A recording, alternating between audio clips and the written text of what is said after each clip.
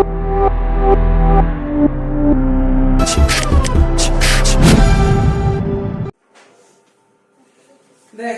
আজকে যে চ্যাপ্টারটা করাবো চ্যাপ্টারটার নাম হচ্ছে hire purchase and instalment payment system. ঠিক আছে, চ্যাপ্টারটার নাম হচ্ছে hire purchase and instalment payment system. ঠিক আছে, এক্সামে প্রতি বছরই এই চ্যাপ্টারটা আসবে এবং এক্সামে দুটো অঙ্ক দেবে, পরীক্ষায় দুটো অঙ্ক করতে দেবে, একটা করতে হবে, দুটো দেবে একটা করতে হবে, 10 নম্বর থাকবে, তাও বলে দিলাম 10 নম্বর থাকবে। হ্যাঁ, চ্যাপ্টারটা যদি এখন বলা যায় যে এটা ইজি না টাফ চ্যাপ্টার, আমি বলছি যথেষ্ট টাফ চ্যাপ্টার, এটা যথেষ্ট টাফ চ্যাপ্টার। ঠিক আছে, কিন্তু বোঝার ব্যাপার, যে ভালো বুঝতে পারবে সেই অঙ্ক করতে পারবে না, সেই অঙ্ক নামাতে পারবে না, অনেকেই পারে না এই চ্যাপ্টার অঙ্ক করতে। ঠিক আছে, তো চ্যাপ্টারটা মানে যে যত ভালো বুঝতে পারবে তার কাছে চ্যাপ্টারটা ইজি লাগবে। ঠিক আছে, তো এমনি হায়ার পারচেজ সম্পর্কে সবারই ছোটখাটো কম বেশি নলেজ আছে। আমি বলেইছি হায়ার পারচেজ জিনিসটা কি। হায়ার মানে তো জানিস, হায়ার মানে সবাই জানি, হায়ার মানে কি, ভাড়া। আমি কিছু পারচেজ করি, তার ভাড়া দিতে হবে। আর ইনস্টলমেন্ট পেমেন্ট সিস্টেম মানে কিছু আইডিয়া আছে, আমি যা আইডিয়া আছে ভালো, আর যা আইডিয়া নেই আমি বলে দিচ্ছি। যেমন আমরা দেখি অনেকে ফোন কিনি না, আর বাদ দে না, এখনকার দিনে কারোর গাড়ি কিনতে ইচ্ছা হলো সেও তো ইনস্টলমেন্টেই গাড়ি কেনে। ঠিক আছে, কারোর ফ্ল্যাট কিনতে ইচ্ছা হলো সেও তো ইনস্টলমেন্ট সিস্টেমেই যায়। ঠিক আছে, তো কারোর তোর লরি কিনতে ইচ্ছা হলো, ফোন, মানে সমস্ত কিছুই এখন ইনস্টলমেন্টে চলে এসেছে। ঠিক আছে, তো যাই হোক, বেসিক্যালি হায়ার পারচেজটা আমাকে রিপ্রেজেন্ট করছে কি, কোনো একটা অ্যাসেট পারচেজ করতে চাই আমি। ধর আজকে একটা কি অ্যাসেট পারচেজ করতে চাই, একটা ধর মোটর গাড়ি, মোটর বাইক পারচেজ করতে চাই। ঠিক আছে, একটা মোটর বাইক পারচেজ করতে চাই, তো আমি দোকানে গেলাম, মোটর বাইক পারচেজ করতে, মোটর বাইকের দাম 1.5 লাখ টাকা। টাকা নেই, আমি চলে আসলাম বাড়িতে, টাকা নেই, বাড়ি চলে আসলাম, কিনতে পারলাম না। তাহলে কি সেই দোকান, আমি যেমন কিনতে পারলাম না, দোকানেও তো লস হলো। আমি যেমন কিনতে পারলাম না, দোকানদারও তো লস হলো। দোকানদার যদি আমাকে বেচতে পারতো তো প্রফিট হতো, তাই না? ও কি করবে, এই জন্য বর্তমান যুগে রিয়েল লাইফে বলতে হবে, এখন বর্তমান যে মডার্ন যে চলছে, তো এখন যে মডার্ন পিরিয়ড চলছে, এই পিরিয়ডে কোম্পানি, যে কোনো কোম্পানি চাই কি বেচে দিতে, ধারেই বেচে দেবে। যেমন আগে ধর আজ থেকে 10 বছর আগে কি কখনো দেখতে ফোন ইএমআই তে পাওয়া যেত? পাওয়া যেত না। এখন পাওয়া যায়, কেন জানি কি, ইএমআই তে যদি আমি দিতে পারি, কাস্টমার কিনবে, আর কাস্টমার তো মাসে মাসে টাকা দিয়ে দেবে। তো এটা একটা অনেক ভালো জিনিস, এই জন্য ওরা সেল বাড়ানোর জন্য এটা করে থাকে। বেসিক্যালি কিসের জন্য হয়? অ্যাসেটের জন্য। যেমন দেখ না, আগে মানুষ ফ্ল্যাট কিনতো কি করে, মানুষ এখন যেমন ইএমআই শিখছে, যেমন ধর কি বলবো, মেঘবালিকা দেখবি, সার্চ করি গুগলে, ইডেন সিটি, দেখবি তুমি একটা ছোটখাটো একটা ডাউন পেমেন্ট করো 1 লাখ টাকা, মাস গেলে 5,000 টাকা করে দাও, তোমাকে ফ্ল্যাট দিয়ে দেবে। মাস গেলে 5,000 টাকা করে দাও, ফ্ল্যাট দিয়ে দেবে, 3 বিএইচকে 2 বিএইচকে যা ফ্ল্যাট চাও দিয়ে দেবে। ঠিক আছে, তো এইগুলো এখন অনেক সুবিধা হয়েছে, আগে এই সুবিধাগুলো ছিল না। তাতে কি হচ্ছে, সেলটা বাড়ছে। এখন তুই বলতেই পারি, স্যার ওরা যদি ধরুন যাকে দিল সেই যদি টাকা শোধ করতে না পারেন, তার জন্য নিয়ম করবো আমি। ওরা যদি টাকা ধর কয়েকটা দিল, ধর ফ্ল্যাট কিনলো, ধর প্রতি মাসে ধর 5,000 টাকা করে ইএমআই দিতে হবে, 20 বছরের টার্ম নিয়েছে। ঠিক আছে, বলে স্যার 1 বছর 2 বছর দিল, তারপর টাকা দিতে পারলাম, কি হবে? তার নিয়ম তো আছে, সেই নিয়ম কানুন তো আমরা করবোই। মানে এখন এরকম সিস্টেমের ফলে কি হয়, নিশ্চয়ই ধর যে কিনতে পারতো না আগে জিনিস, সেটা কিনতে পারবে। ধর আজকে ধর যে কোনো একটা মানুষ একটা ফোন কেনার ইচ্ছা আছে, ওর মাসে প্রতি মাসে টাকা আসে, কিন্তু ওর একবারে টাকা কেনার মতন সামর্থ্য নেই, 1.5 লাখ টাকা দিয়ে একবারে ফোন কেনার মতন সামর্থ্য নেই, কিন্তু মাসে মাসেও টাকা দিতে পারবে। এবার তাহলে কি হবে, যদি দোকানদার যদি ফোনটা না বেচতো, দোকানদারের সেলটা কমে যেত। তো এই একটা বেনিফিট আছে, আর এই বেনিফিট গুলো আমরা পাবো, টপিকটা মানে এইটাই জানতে পারবো, hire purchase and instalment payment system. ঠিক আছে, আর বেসিক্যালি এটা কি নিয়ে আলোচনা করা হচ্ছে, যে কোনো অ্যাসেট পারচেজ করতে গেলে এটা আলোচনা করা। এবার আমি ধর কোনো একটা অ্যাসেট কিনতে পারি, আমার কাছে টাকা আছে, আমি অ্যাসেট কিনতে পারি, ক্যাশেও কিনতে পারি বা ধারেও কিনতে পারি, হ্যাঁ কি না? ক্যাশে কিনলে তো কোনো ঝামেলা নেই, কিন্তু একটা যে কোনো বিজনেস কি শুধু ক্যাশের উপর দাঁড়িয়েই চলতে পারে? কোনোদিন কোনো বিজনেস ক্যাশে চলে না, চলতে পারে না, বিজনেস বড় হবে না। বিজনেসকে যদি তুমি বড় করতে যাও, তাহলে তোমাকে ধারে বিজনেস করতেই হবে। তুমি যদি ক্রেডিট ট্রানজাকশন না করো, বিজনেস কোনোদিন বড় হবে না। কি বলি না, বুঝতে পারলি? এই ছোটখাটো তোর গণেশের মুদিখানা দোকান না, যে তুমি আসো আজ মাল নিয়ে যাও, টাকা দিয়ে যাও। আমি বড় লেভেলের কথা বলছি, মানে পুরো বড় বড় জায়গায় যদি খেলতে যাস, তাহলে তোকে ধারে বিজনেস করতেই হবে। ধারে বিজনেস না করলে বিজনেস কোনোদিন চলবে না। তো ধর আমি যে অ্যাসেট কিনবো, সেটা আমি ক্যাশেও কিনতে পারি, আবার ধারেও কিনতে পারি। তো আমি একটা করে কথা লিখছি, আমি যে অ্যাসেট কিনবো, অ্যাসেট, আর অ্যাসেট সম্পর্কে তো বলার কিছু অপেক্ষা রাখে না, আমি যে কটা নাম বলবো সব অ্যাসেটই তো। ফ্ল্যাট অ্যাসেট, তারপর বলতে হবে এসি কিনবো, ওয়াশিং মেশিন কিনবো, ফ্রিজ কিনবো, মোবাইল ফোন কিনবো, সবই তো অ্যাসেটই তো, তাই না? গাড়ি কিনবো, মোটর বাইক কিনবো, সবই তো অ্যাসেট। তো অ্যাসেট আমি ক্যাশেও কিনতে পারি, ধারেও কিনতে পারি। ক্যাশে কারা কিনবে? যার প্রচুর টাকা আছে ক্যাশে কিনবে। যার কাছে টাকা হয়তো ইনিশিয়ালি প্রচুর টাকা নেই, বাট ও কেনার সামর্থ্য আছে, প্রতি মাসে টাকা দিতে পারবে, সে ধারে কিনবে। যদি সেরকম ওই কোম্পানিতে, যে কোম্পানি গাড়ি কিনতে চাইছে সেই কোম্পানিতে সুযোগ থাকে। ধর গ্রেট ইস্টার্নে কেউ একটা ফ্রিজ কিনতে গেছে, ফ্রিজ বলতে ফ্রিজ একটু বেশি দামি, যার বলছি ধর সে একটা দামি এসি কিনতে গেছে, ঠিক আছে, ও ধর এখন ইনিশিয়াল অত টাকা নেই, ও ইএমআই তে নিয়ে নেবে, ও বাজাজ ফিন্যান্সের তোর কার্ড দিয়ে নিয়ে নেবে, অসুবিধা কোথায়? ওর টাকা আছে প্রচুর, বাট ইনিশিয়ালি ও চাইছে না। অনেকেই আছে এরকম, অনেকেই আছে মাস গেলে 2 লাখ 3 লাখ টাকা ইনকাম করে, কিন্তু ও চায় না এত টাকা দিয়ে ধর 70,000 80,000 টাকা দিয়ে কোনো একটা অ্যাসেট পারচেস করতে।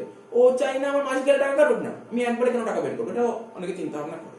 তো যাই হোক, আমি এটা বলছি অ্যাসেট কেউ ক্যাশেও কিনতে পারে, আবার কেউ বাকিতেও কিনতে পারে, ঠিক আছে। আমি ক্যাশ নিয়ে আলোচনা করছি না, ক্যাশে যাচ্ছি না, আমি তো চ্যাপ্টারটা শিখবো যদি কোনো অ্যাসেট ধারে কেনা হয়, ধারে কেনা ধারে বেচা হয়, সেটা নিয়ে আলোচনা করবো, বেশ। তো ঠিক আছে, হয়ে গেল। এইবার ধর আর কমন জিনিস, ধর আজকে আমি একটা দোকানে, এটা কিন্তু ফোন ইয়ে, তখন তোরা এখন এই এক্সাম্পলটা মাথায় আনবি না, যেমন দেখবি এখন অনেক দোকানে ফোন কিনতে গেলে 0% ইএমআই, আমি ওই উদাহরণটা মাথার মধ্যে আনবি না।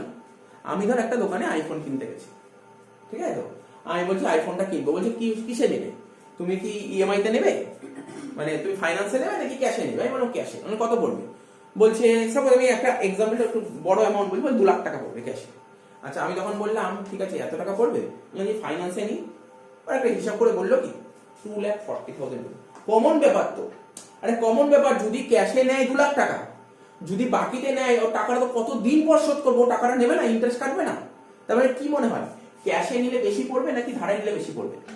ধারে নিলে বেশি পড়বে, ক্রেডিটে নিলে বেশি পড়বে। তো আমি একটা ধর একটা আইফোনের দাম বললাম, যে সাপোজ 2 লাখ টাকা বললাম, ক্যাশে যদি নিই 2 লাখ টাকা পড়বে, যদি ধারে নিই তাহলে কত পড়বে?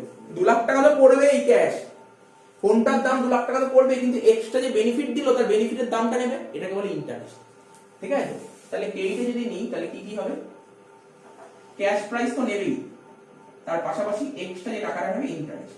এখন তুই বলবি স্যার এই ইন্টারেস্টটা কি করে ক্যালকুলেট হয়? টাইম টু টাইম শিখিয়ে দেবো ইন্টারেস্ট কি করে ক্যালকুলেট করতে হয়, হয়তো আজকেই শিখিয়ে দেবো। তো ধর আমি একটা হিসাব করে বললাম, ওইটাই আমি ধারে নিই 2,40,000। এখন তুই বলতে স্যার 2,40,000 আপনি কোথা থেকে পেলেন? আমার মন করা একটা এক্সাম্পল তুলবে, এরকম কোনো ব্যাপারে 2,40,000 হবে, ঠিক আছে, বুঝা গেল কি বললাম?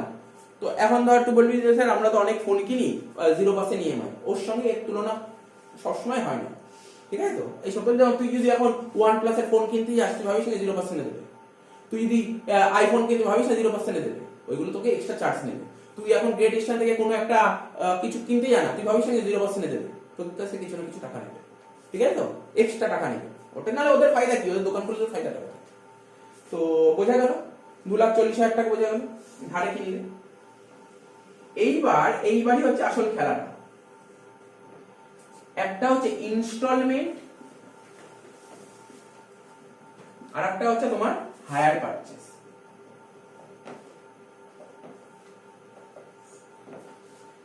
আমি যদি অ্যাজ আ বিজনেসম্যান বলি, আমি তো দোকান খুলেছি, ঠিক আছে, কোনো ধর একটা মোবাইলের দোকান খুলেছি, আমি কাস্টমারকে, মোবাইল কেন, যে কোনো জিনিসের দোকান খুলতে পারি, যে কোনো বিজনেস দোকান খুলতে পারি। আমি যে আমার অ্যাসেট গুলো আছে বা আমার যা প্রোডাক্ট আছে সেই প্রোডাক্ট গুলো আমি ক্যাশেও বেচতে পারি, আবার ধারেও বেচতে পারি। ক্যাশে বেচলে কোনো ঝামেলা নেই, ঝামেলা কখন ধারে বেচলে।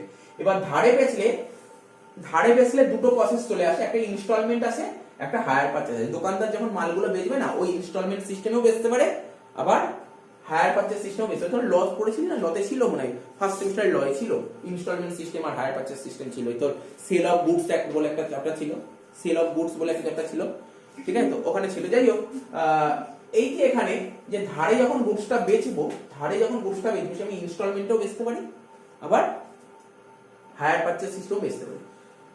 তখন ভাব, আমি ধর কোনো দোকান থেকে একটা আইফোন কিনতে গেলাম, আমাকে দোকানদার কিন্তু ইনস্টলমেন্টও বেচতে পারে, আবার হায়ার পারচেজ সিস্টেমও বেচতে পারে। জেনারেলি আইফোনের ক্ষেত্রে এই ইনস্টলমেন্টেই বেচে।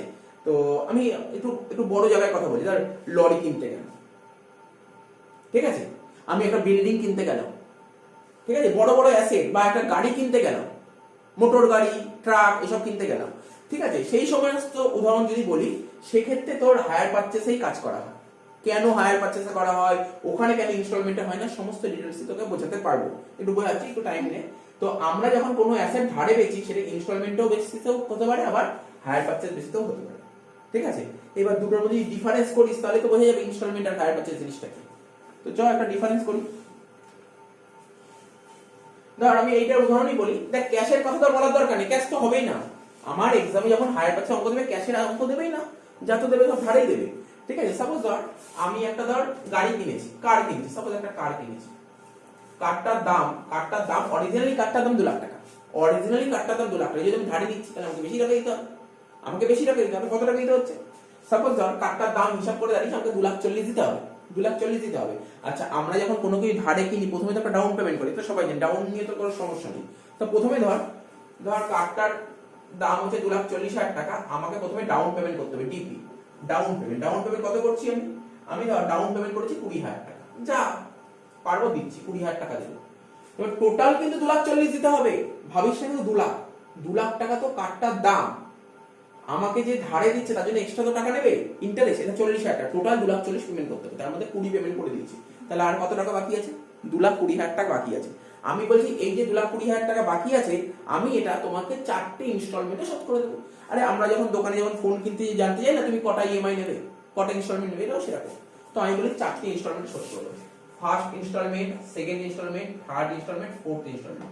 তাহলে কটা ইনস্টলমেন্ট শোধ করে দেবো? 4টে ইনস্টলমেন্টে। তাহলে কত করে হচ্ছে বাকি? স্যার 2,20,000 টাকা বাকি আছে, 4টে ইনস্টলমেন্ট করলে কত? 55 করে হচ্ছে।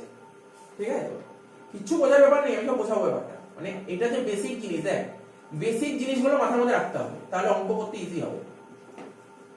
বল এটা বুঝতে পারলি কি পারলি না? তো তুই বোঝা গেছে কি বললাম? পুরো ধরে ধরে বলছি, কিন্তু আমি কিন্তু খুব জলদি করছি না, আমি কিন্তু ধরে ধরে বলছি। আমি একটা ধর নিজেই ভাব না, তোরা নিজেরাই ভাব, একটা ধর গাড়ি কিনতে গেছিস, একটা গাড়ি, ঠিক আছে, ধর যে কোনো একটা গাড়ি কিনতে গেছিস, গাড়িটার দাম ক্যাশে নিলে তোর থেকে 2 লাখ টাকা নেবে, কিন্তু তুই বলি না ক্যাশে তো আমি দিতে পারবো না, আমি ইনস্টলমেন্ট সিস্টেমে নেবো। তো বলছি তার গাড়ির দাম তো বেড়ে যাবে 2,40,000 টাকা। ঠিক আছে, একটা হিসাব, স্যার কে করে 40 হলে সেটা পরের ব্যাপার, এখন এইসব কোশ্চেন থাকবেই না। স্যার আস্তে আস্তে বুঝতে পারি, তুই যদি কোনো গাড়ি কিনতে যাস, ওরাই ওদের যে ওদের অ্যাপ আছে বা ওদের ওয়েবসাইট আছে, ওরা ওখানে ফেলবে, সব বেরিয়ে যাবে। ঠিক আছে? তো তো যাই হোক, 2,40,000 টাকা গাড়ির জন্য তোকে দিতে হবে, তুই ইএমআই, তুই বলবি তুমি ক বছর টাকা শোধ করবি, সব জানতে চায়, তুই বলবি আমি 4টে ইনস্টলমেন্টে টাকা শোধ করে দেবো। তখন বলবি তুমি কি এখন কোনো ডাউন পেমেন্ট করবে? হ্যাঁ আমি ডাউন পেমেন্ট করবো। কত? 20,000 টাকা ডাউন পেমেন্ট করবো। 20,000 টাকা আমরা তো নিজেরও জানি, স্যার যত ডাউন পেমেন্ট বেশি করে দিই ইএমআই তত কমতে থাকে, তাই তো? 20,000 টাকা ডাউন পেমেন্ট করে, তাহলে বাকি রইলো কত? 2,20,000 টাকা, 4টে ইনস্টলমেন্টে দিয়ে দেবো 55 করে। গল্পটা বুঝতে পারছিস তো? এইবার বল, আমি যদি একটা কোশ্চেন করি, তোরা একটা কোনো দোকান থেকে ফোন কিনেছিস, ইএমআই সিস্টেমে ফোন কিনেছিস, ঠিক আছে, ফোনটার দাম 30,000 টাকা, 30,000 টাকা ফোন দিয়ে ফোন কিনে, 30,000 টাকা ফোন, তুই 3,000 টাকা ধর, আর 3,000 না, তুই 10,000 টাকা ডাউন পেমেন্ট করেছিস, কিন্তু 20,000 টাকা বলেছিস তুই ইনস্টলমেন্ট, প্রতি ধর 10টে ইনস্টলমেন্ট তুই বলি টাকাটা শোধ করে দিবি। ঠিক আছে, মেনে নিলাম 10টে ইনস্টলমেন্ট টাকাটা শোধ করে দিবি। আমার প্রশ্ন হচ্ছে, একটা সিম্পল প্রশ্ন, এই অ্যান্সারটা দিতে পারবি? মানে ফোনের মালিকানা তুই কবে পাবি? 10টে ইনস্টলমেন্টের টাকা শোধ করার পর, নাকি যেদিন ফোন কিনলি সেদিন? এবার বল। যেদিন ফোন কিনলি সেদিন, তাই তো? যেদিন ফোন কিনলি সেদিন, সেই দিন তুই মালিকানা পাবি। এটাকে বলা হয় ইনস্টলমেন্ট পেমেন্ট সিস্টেম। বুঝলি ইনস্টলমেন্ট পেমেন্ট সিস্টেম কাকে বলে? বুঝলি ইনস্টলমেন্ট পেমেন্ট সিস্টেম কাকে বলে? আমি আজকে একটা ফোন কিনতে গেছি, আমি বললাম ফোনের দাম কত, তো বললো কিসে নেবে, আমি বললাম ইএমআই তে নেবো, আমি বললাম ইএমআই তে নেবো, ঠিক আছে। তো বললো কত পেমেন্ট করবো, আমি বললাম 10,000 টাকা ডাউন দিয়ে দিচ্ছি, বলে বাকি কত আছে? 20-30 যা বাকি আছে, আমি বললাম 10টা বা 9টে ইনস্টলমেন্ট শোধ করে দেবো। সঙ্গে সঙ্গে ফোনের বিলটা কিন্তু আমার নামে হবে, দোকানদারের নামে থাকবে না। দোকানদারের কাছ থেকে ফোনটা কিন্তু আমার কাছে চলে আসলো, ঠিক আছে তো? ফোনের মালিকানা আমি পেয়ে গেলাম, এটাকে বলে ইনস্টলমেন্ট পেমেন্ট সিস্টেম। ঠিক আছে? স্যার হায়ার পারচেজ কোনটা? হায়ার পারচেজ জিনিসটা আলাদা। হায়ার পারচেজ জিনিসটা কি? ধর আমি একটা গাড়ি কিনতে গেছি, ভাববি, বোঝার চেষ্টা করবি, একটা গাড়ি কিনতে গেছি, ধর গাড়ির দাম ধর একটা বড় টাকা ধরি, তাহলে তোদের বুঝতে সুবিধা হবে। ধর একটা লরি কিনেছি, লরির দাম 10 লাখ টাকা, 10 লাখ টাকা। আমি যখন লরি কোম্পানি যারা লরি বেচে, আমি তাদেরকে চলে গেছি, আমি লরি কিনতে চাই, আমি লরি কিনতে চলে গেছি, তো আমার কাছে না তখন নিয়ে গেছি, কত জানিস? 50,000 টাকা নিয়ে গেছি ডাউন পেমেন্ট। তাহলে ভাব, 10 লাখ টাকা লরির দাম, 50,000 টাকা নিয়ে গেছি। এবার ধর মানে আমাকে তো আরো এক্সট্রা পেমেন্ট করতে হবে। আমি বলেছি ধরো 5 বছর 6 বছর টাকাটা শোধ করবো, আমার থেকে ইন্টারেস্ট নেবে, তো ইন্টারেস্ট 2 লাখ টাকা, তো টোটাল 12 লাখ টাকা আমার লরির জন্য দিতে হবে। আমি তো অলরেডি শুধুমাত্র 50 দিচ্ছি, আমি প্রতি বছর দেবো, প্রতি বছর ইনস্টলমেন্ট দেবো। বুঝতে পারছিস তো? তার মানে ভাব, আমি তো আর, এবার দেখ মালিকানা কি আমি সেই দিন পাবো কি পাবো না, এটা প্রশ্ন। এখন তুই বলতে পারিস হ্যাঁ স্যার আপনি তো ওখানে বললেন ফোনের ক্ষেত্রে ডাউন পেমেন্ট করলেন, সঙ্গে সঙ্গে আপনাকে ফোন দিয়ে দিল, আপনি মালিকানা পেয়ে গেলেন। তাহলে এখানেও তো তাই, তাহলে এখানেও তো আপনি মালিকানা পেয়ে যাবেন। আপনি ডাউন পেমেন্ট করলেন, আপনার নামে ইয়ে হয়ে গেল, মানে বিল হয়ে গেল, তো আপনি মালিকানা পেয়ে যাবেন। এটা যদি তোরা বলছিস না স্যার এখানে মালিকানা পাবো না, কেন পাবো? কারণটা কি? কেন পাবো না মালিকানা? কারণটা কি? এর পেছনে লজিকটা কি? এর পেছনে লজিক কিছুই না। আরে ওটা 10,000 20,000 টাকার ফোন, আর এখানে 10 লাখ 20 লাখ টাকার অ্যাসেট, ও যদি লরি নিয়ে চলে যায় কোথায় খুঁজে পাবো না তোকে, ঠিক আছে তো, মালিকানা দেবে না। বলছে তুমি আগে শোধ করো, তুমি চালাও, তুমি গাড়ি চালাও, তুমি আজকেই নিয়ে যাও গাড়ি, তুমি গাড়ি চালাও, কিন্তু তুমি যখন শোধ করবে তখন মালিকানা তুমি পাবে। এটা হচ্ছে ডিফারেন্স, ইনস্টলমেন্ট পেমেন্ট সিস্টেমের সঙ্গে হায়ার পারচেজ ডিফারেন্সটা বুঝতে হবে। তুই যখন অঙ্ক করবি কি বুঝবি, সে কি করে বুঝবো কোনটা ইনস্টলমেন্টে করবো, তো চিন্তা করতে হবে না, তো বলে দেবে। আমি উদাহরণও বলে দেবো কোন কোন জিনিসের উপর ইনস্টলমেন্ট হয়, কোন কোন জিনিসের উপর হায়ার পারচেজ হয়, সব বলে দেবো। এই জিনিসের উপর ইনস্টলমেন্ট হয়, এই জিনিসের উপর হায়ার পারচেজ হয়, ঠিক আছে। তো দেখ আমি যদি একটু ডিফারেন্সটা যদি বোঝানোর চেষ্টা করি, লেখার চেষ্টা করি, কি হবে এখানে 1 নম্বর দুটো ডিফারেন্স বলছি। ওনারশিপ অফ অ্যাসেট মানে বুঝতে পারছিস, বুঝতে আসলে জিজ্ঞাসা করবি। Ownership of asset is transferred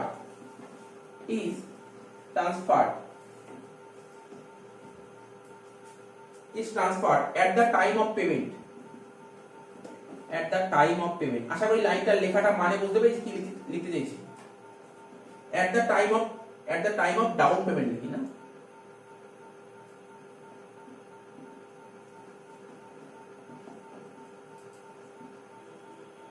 এটা উদাহরণ, সিম্পল উদাহরণ, ফোন দোকানে ফোন কিনতে গেলে তার উদাহরণ দিচ্ছি ইনস্টলমেন্ট, ঠিক আছে তো। কি বলেছে, ওনারশিপ অফ অ্যাসেট মানে ফোনটার মালিকানা তুমি তখনই পেয়ে যাবে যখনই তুমি ডাউন পেমেন্ট করবে। প্রথম দিন যেদিন ফোন কিনে সেই দিনই তুই ফোনের মালিকানা পেয়ে যাবি। এখানে কি বলেছে, ownership is transferred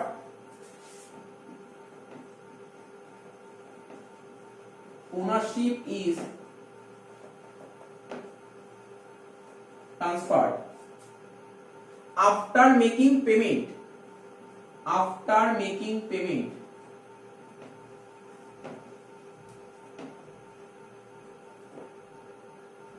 of cash installment।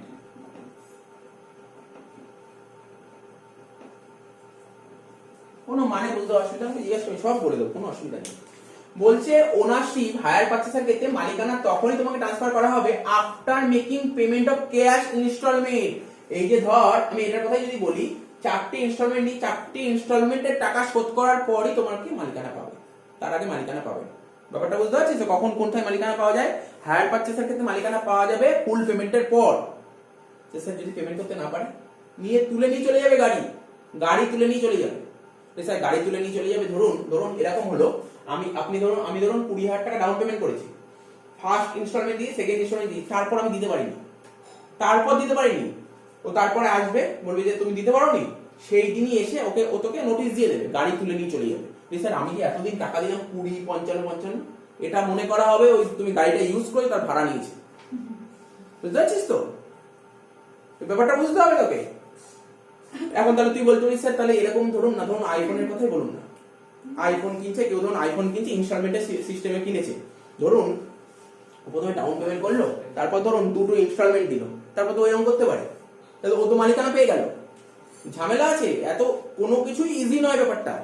এখন বলি স্যার আইফোনটার দাম ধরুন 2,40,000 দিতে হবে, প্রথমে 20,000 টাকা ডাউন পেমেন্ট করেছে, তারপর ফার্স্ট ইনস্টলমেন্ট দিয়ে, সেকেন্ড ইনস্টলমেন্ট, তারপর থার্ড আর ফোর্থ দেয়নি, দিতে পারছে না, ওর টাকা নেই, মানছে দিতে পারছে স্যার, তাহলে তো ওর কিছু হবে না, কিছু করতেই পারবে না, ফোনের তো মালিকানা পেয়ে গেছে। সেখানে আবার গল্প আছে, ওই দোকানদার ওর নামে কেস করবে, কোর্টে কেস করে দেবে। অর্থাৎ হায়ার পারচেজের ক্ষেত্রে কোর্টে কেস করা যাবে না, কোর্টে কেস করবে কারণ জিনিসটা তো ওরই, দোকানদারেরই। কিন্তু এই ক্ষেত্রে ইনস্টলমেন্টে কিন্তু কোর্টে কেস করতে পারবে, আর কোর্টে কেস করলে কোর্টের কেসে যে তারপর টাকা পাবে। তো বুঝতে পারলি তো, কোথায় কোর্টে কেস করতে পারবে না, এখানে কোর্টে কেস করা যাবে না, কিন্তু এখানে কোর্টে কেস করা যাবে। ঠিক আছে তো, বুঝতে পারছিস ব্যাপারটা? দেখ তুই বুঝতে পারছিস। 2 number point, in case of default, যেটা বললাম in case of default, default মানে বুঝতে পেরেছিস? ডিফল্ট মানে বুঝতে পেরেছিস কি রে? ডিফল্ট মানে বুঝতে পেরেছিস তো, ইনস্টলমেন্ট দিতে না পারে, এটা একবার ডিফল্ট। ঠিক আছে, in case of default goods can not be রিপোজড,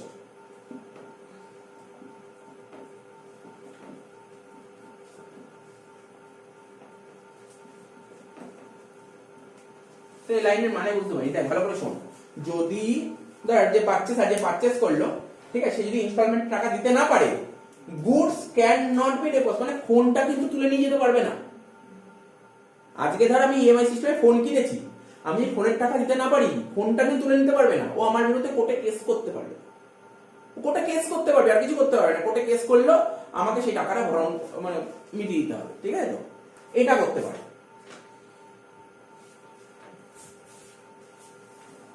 2 নম্বর এখানে কি বলছে, ইন কেস অফ ডিফল্ট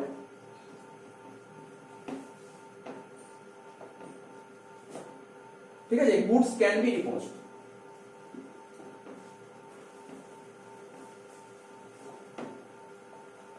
ঠিক আছে?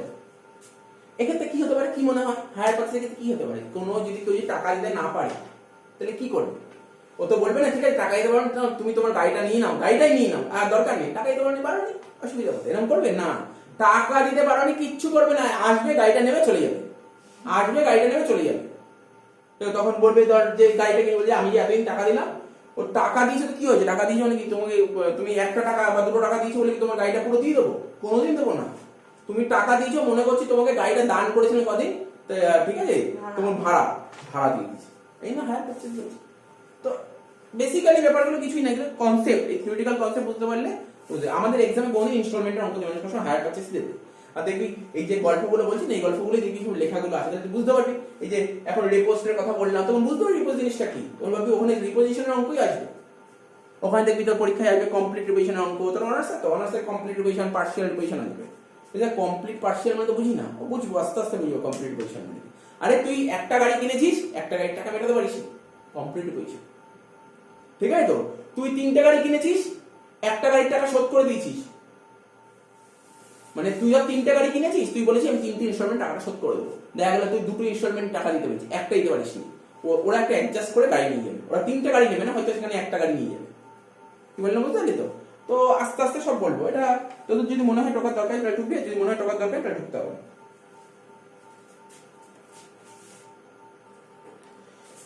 তো দেখ একবার আলোচনা করছি,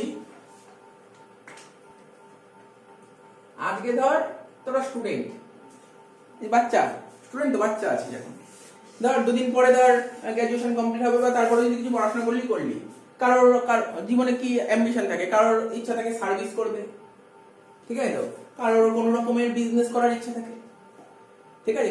মানে বেসিক্যালি কি হয়, কেউ পড়াশোনা শিখছি, পড়াশোনা শেখার পর মানুষের কি মেনলি তো দুটোই উদ্দেশ্য থাকে, দুটোই তো অবজেক্টিভ, হয় চাকরি করবো না বিজনেস করবো, এছাড়া তো আর কিছু করবে না, কিছু না কিছু তো করবে, হয় চাকরি না বিজনেস। আমি এখন চাকরির কথা বলছি না এখানে, আমি টোটালি এখানে বিজনেসে চলে যাবো, টোটালি এখানে বিজনেস, কারণ আমার টপিকটা তো বিজনেস নিয়ে, তো বিজনেসে চলে যাচ্ছি। তো ধর যখন বড় হয়ে গেছে, হ্যাঁ আচ্ছা, ওধর এখন ধর মানে ছোট ছিল, স্টুডেন্ট ছিল, তখন যখন বড় হয়েছে ও টার্গেট বিজনেস করবে, ওর টার্গেট বিজনেস করবে। বাবাকে বলেছে দেখো এখন মার্কেটের অবস্থা খুব খারাপ, মার্কেটের অবস্থা খুব খারাপ, চাকরি পাবো বলে মনে হচ্ছে না, বিজনেস করতে চাই। বলছে তোমার যা জমানো আছে সব জমানো আমাকে দিয়ে দাও, যত জমানো সব দিয়ে দাও। বলছে তো তখন বাবার থেকে, বাবা বললো, বুঝতে পারলো হয়তো যদি কিছু ভালো হয় তাহলে ঠিক আছে। তো বাবার থেকে ধর বাবার জমানো ছিল 20-30 লাখ টাকা, 30 লাখ টাকা পুরো তুলে নিল, বাবার থেকে পুরো 30 লাখ টাকা তুলে নিল, ঠিক আছে? তো 30 লাখ টাকা তুলে নিয়ে একটা বিজনেস স্টার্ট করলো। কিসের বিজনেস? সাপোজ ধর টিভির বিজনেস আরম্ভ করলো, টিভির বিজনেস স্টার্ট করলো, ঠিক আছে? তো টিভির বিজনেস স্টার্ট করলো। আমি আগে তোকে এখন কি বোঝানোর চেষ্টা করছি, তোকে জিজ্ঞাসা করবো এখন তোদের কোনটা বেটার, হায়ার পারচেজ বেটার নাকি ইনস্টলমেন্ট বেটার, এটা কোশ্চেন করবো, এটা কোশ্চেন করবো। আচ্ছা বলতো কোশ্চেনটা করলে অ্যান্সার কি দিবি, কোনটা বেটার, হায়ার পারচেজ বেটার না instalment better? Hire purchase better. কেন হায়ার পারচেজ বেটার? বলছি স্যার এটা তো সত্যি তো বেটার, যে কিন্তু তোর টাকা দিতে না পারলো তে গাড়িটা তুলে আনবো, ঠিক তো? অ্যান্সার ভুল। তখন বলি স্যার ইনস্টলমেন্ট বেটার, অনেকে বলবে স্যার ইনস্টলমেন্ট বেটার, অ্যান্সার ভুল, দুটোই ভুল। না হায়ার পারচেজ বেটার না ইনস্টলমেন্ট বেটার, কিছু কন্ডিশন আছে, এই কন্ডিশন যদি ফুলফিল করে তাহলে হায়ার পারচেজ বেটার, আর এই কন্ডিশন যদি ফুলফিল করে তাহলে ইনস্টলমেন্ট বেটার। এটা অ্যান্সার হবে, অ্যান্সার দিতে হবে এটা।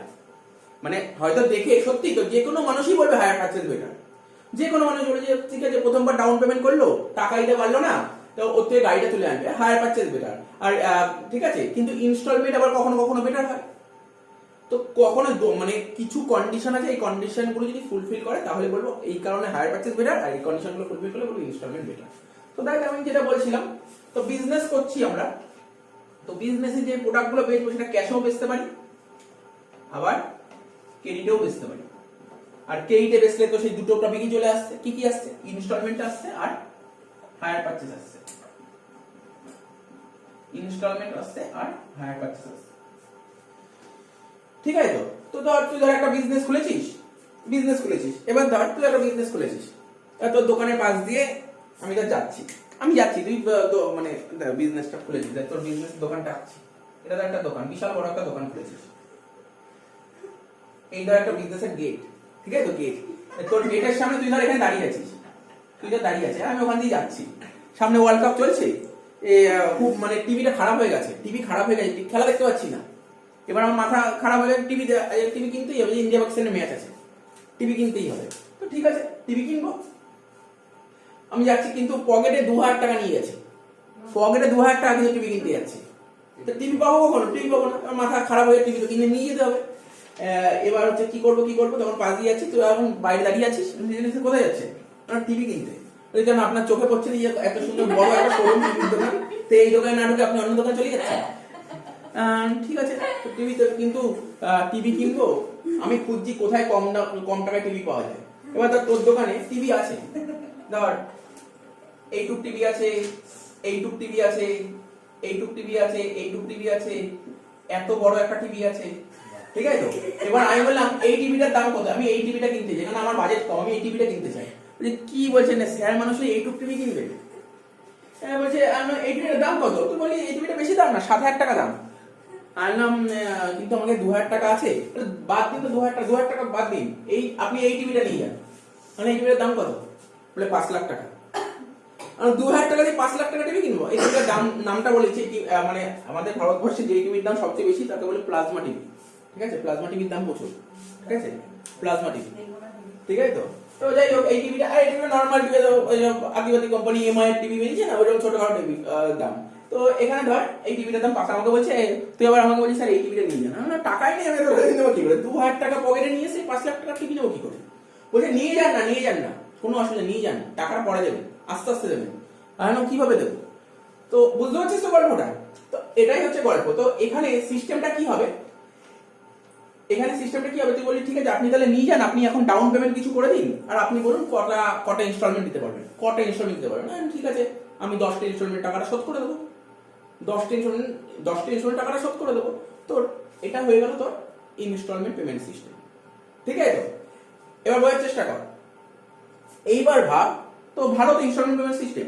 এইবার ধর আমাকে বাড়িতে টিভি নিয়ে গেলাম, বাড়িতে বাচ্চারা আছে, এবার কি হচ্ছে, ও আমার কাছে প্রথম ইএমআই এর টাকা চেতে আসলো, আমার দিয়ে যাওয়ার কথা, আমি দিইনি, আমার বাড়িতে আসলো, নক করছিস তুই, স্যার প্রথম ইএমআই এর টাকাটা।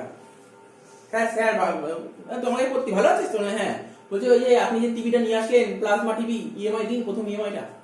ইএমআই প্লাজমা টিভি কোথায়? কোনো প্লাজমা টিভি কিনিনি আমি কোনো প্লাজমা টিভি কিনিনি, আমার কাছে টিভি নেই। বলে তো বলছে মানে কিছু না, টিভি কিনিনি, আমি টিভি কিনিনি, কোনো প্রমাণ নেই টিভি কিনেছি। তো বলছে যে তাহলে এবার তুই বলি ওই তো টিভি পড়ে আছে, নিবি তোর টিভি নিয়ে চলে যা, টিভি কাজ হচ্ছে না কোনো। তারপর কেউ বাচ্চা কাছে এসে তারপর খুলে ফেলেছে, কেউ হাতুড়ি দিয়ে বাড়ি মেরেছে। আমি উদাহরণগুলো আরো উল্টো পাল্টা উদাহরণ তুলে ধরছি, ঠিক আছে? তো সেক্ষেত্রে তুই টিভিটা নিয়ে কি করবি? তুই বল আমাকে, ওই টিভিটা নিয়ে গিয়ে তুই কি করবি? কিছু কি কাজ করতে পারবি না? ভালো করে বলছে, ওই টিভিটা নিয়ে কোনো কাজ হবে? ওই টিভিটা নষ্ট হয়ে গেছে, তুই টিভিটা নিয়ে কি করবি? কাউকে বেচতে পারবি? কোনো বেচতে পারবি না। তুই একটা কিছু করতে পারবি, আমার নামে কোর্টে কেস করতে পারবি, এছাড়া কিচ্ছু কোনো উপায় নেই। আর একটা কিচ্ছু করতে পারবি না, কি বললাম বোঝা গেল? কিন্তু হায়ার পারচেজ জিনিসটা কি, একটা গাড়ি কিনবো, গাড়ি কিনেছি, গাড়িটার দাম 10 লাখ টাকা, আমি প্রথম ইএমআই, প্রথম ডাউন পেমেন্ট করেছি আর প্রথম ইনস্টলমেন্ট দিয়েছি, কিন্তু গাড়ির মালিকানা তো আমাকে দেয়নি, ঠিক আছে? তো এবার ভাব, গাড়িটা কি কেউ ভেঙে চুরেও খুব একটা নষ্ট হবে? গাড়ি ভাঙলে চললেও খুব একটা নষ্ট হবে? গাড়ি তো চলবে, ও একটু রিপেয়ার করলো, গাড়িটা চালাতে পারবে। এটা হচ্ছে তফাৎটা বুঝতে হবে। আমার কথাটা বুঝতে হবে, তফাৎ জিনিসটা কি, এই তফাৎ জিনিসটা বুঝতে হবে। অর্থাৎ এখানে আমাকে যদি কোশ্চেন করে কোনটা বেটার, ইনস্টলমেন্ট বেটার নাকি হায়ার পারচেজ বেটার, এক কথায় উত্তর নেই, এর স্ট্রেট অ্যান্সার নেই। এর স্ট্রেট অ্যান্সার কেউ দিতে পারবে না, হায়ার পারচেজ বেটার না ইনস্টলমেন্ট বেটার। কিছু কিছু কেসে হায়ার পারচেজ বেটার, কিছু কিছু কেসে ইনস্টলমেন্ট বেটার। কখন হায়ার পারচেজ বেটার বলে দিচ্ছি বা কখন ইনস্টলমেন্ট বেটার বলে দিচ্ছি, লিখতে পারিস, এই পয়েন্টটা লিখতে পারিস, ঠিক আছে। if following conditions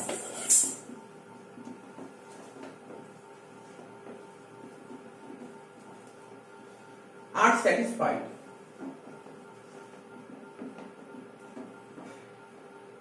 it is preferable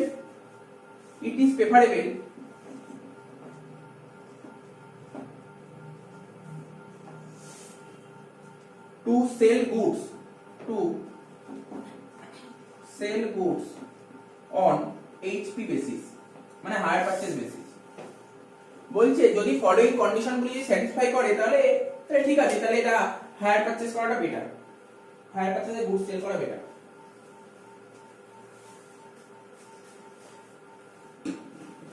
condition গুলো কি কি? such goods cannot be destroyed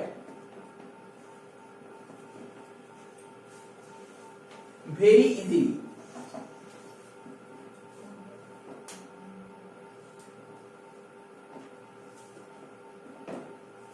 ঠিক আছে তো? লাইনটা মানে বুঝতে পারছিস কিছু কি বললাম?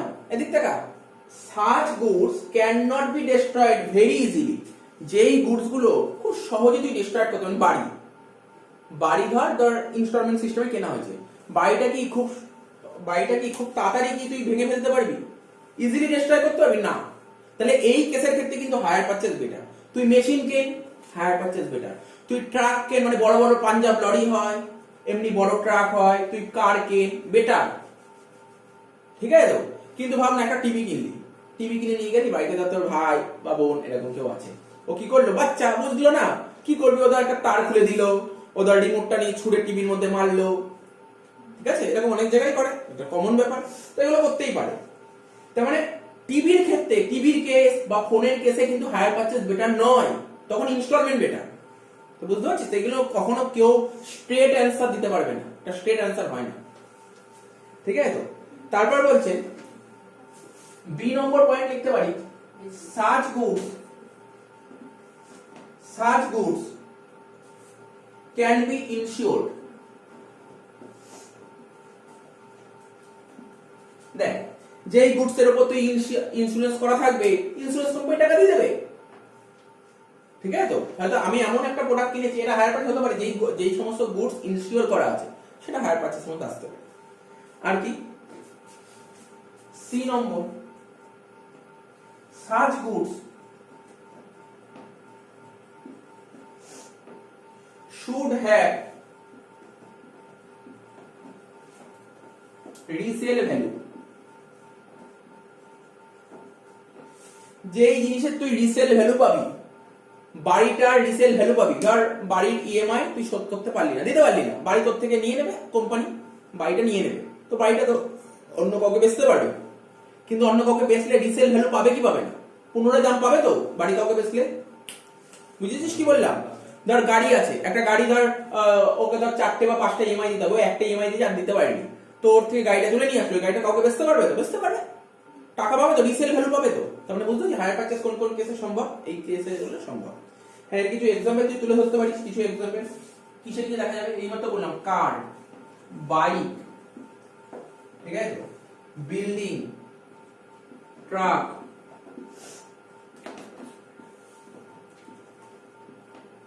হয়ে গেল।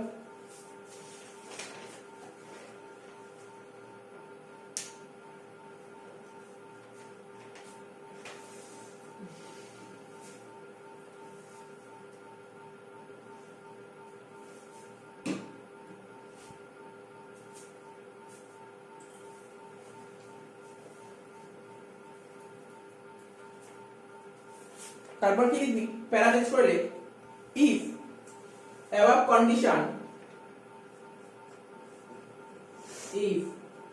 condition are not satisfied, if above conditions are not satisfied কমা দিলে it is preferable, it is preferable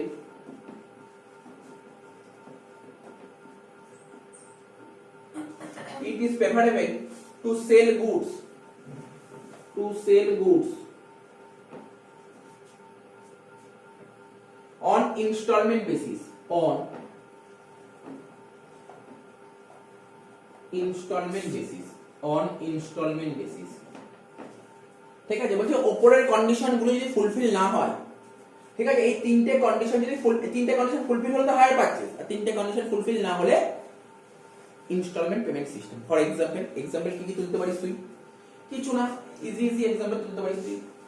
house hold, like house hold delivery goods, ঠিক আছে। এক্সাম্পল কি কি বলতে পারিস? এসি, ফ্রিজ মানে রেফ্রিজারেটর,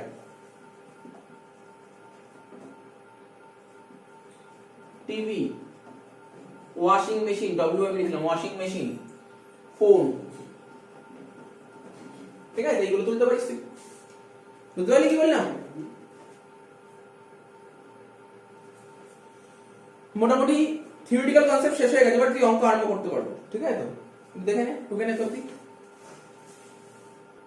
আচ্ছা দেখ, তাহলে হয়ে গেল, বেসিক জিনিসগুলো বলে দিলাম। এবার হচ্ছে আলোচনা করব মেন যেটা অঙ্ক করতে হবে, আমাদের এক্সামে আসবে। এতক্ষণ থিওরি বললাম, থিওরি তো আর কখনো লাগে না, বাট জানার জন্য আমাকে কিছু কিছু নলেজ রাখার জন্য আমাকে থিওরি জানতে হয়, নাহলে অঙ্ক করতে অসুবিধা। এখন আমাকে পড়তে হবে এই চ্যাপ্টারে কি কি টপিক কভার করতে হবে, কি কি টপিক তোকে জানতে হবে। লেখ টপিকস টু বি কভার্ড, লেখ টপিকস টু বি কভার্ড, কি কি টপিক তোকে কভার করতে হবে। টপিকস টু বি কভার্ড, কি কি টপিক তোকে কভার করতে হবে। 1 নম্বর লেখ computation, computation of cash price, ঠিক আছে, কম্পিউটেশন অফ ক্যাশ প্রাইস। যা ক্যাশ প্রাইস মানে বুঝতে পারছিস কেউ? ক্যাশ প্রাইস মানে বুঝতে পারছিস?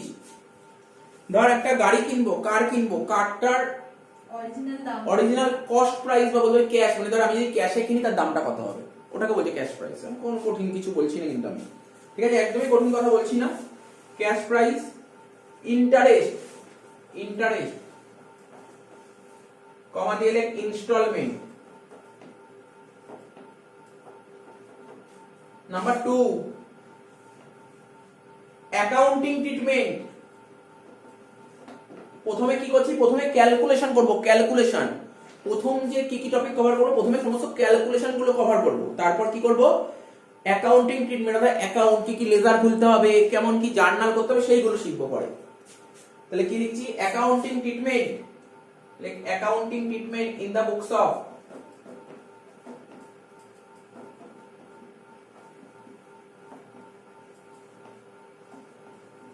accounting treatment in the books of hire purchaser।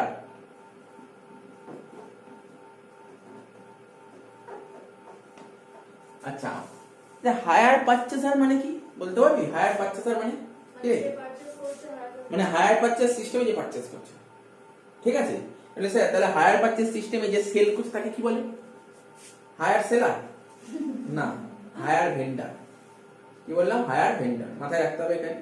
তাহলে বুঝলি হায়ার পারচেজার কাকে বলে, হায়ার সেলার। কারণ আমাকে যখন অঙ্কগুলো করবো এরকম লেখা থাকবে হায়ার পারচেজার, হায়ার ভেন্ডার, এই লেখাগুলো লেখা থাকবে, তাহলে তোকে জানতে হবে হায়ার পারচেজার কাকে বলে। ধর আমি তোর থেকে একটা মোটর বাইক কিনলাম, তাহলে আমি হায়ার পারচেজ করলাম, আমি হায়ার পারচেজার, তুই হায়ার ভেন্ডার। বুঝা গেল? আরে নর্মাল ব্যাপার, আজকে আমি কারোর দোকান থেকে 5 কেজি চাল কিনে আনলাম, দোকানদার তো সেলার, আমি পারচেজার। শুধু এখানে হয়ে যাবে সেলারের জায়গায় হয়ে যাবে ভেন্ডার, অর্থাৎ ও হায়ার ভেন্ডার, আমি হায়ার পারচেজার। বুঝতে পারলি পাতি কথাটা বুঝতে পারলি? একটা সিম্পল ল্যাঙ্গুয়েজে বুঝেছিস তো? হায়ার পারচেজার আর হায়ার ভেন্ডার, এটা লিখলাম। তারপর 3 নম্বর কি লিখবো? Accounting treatment,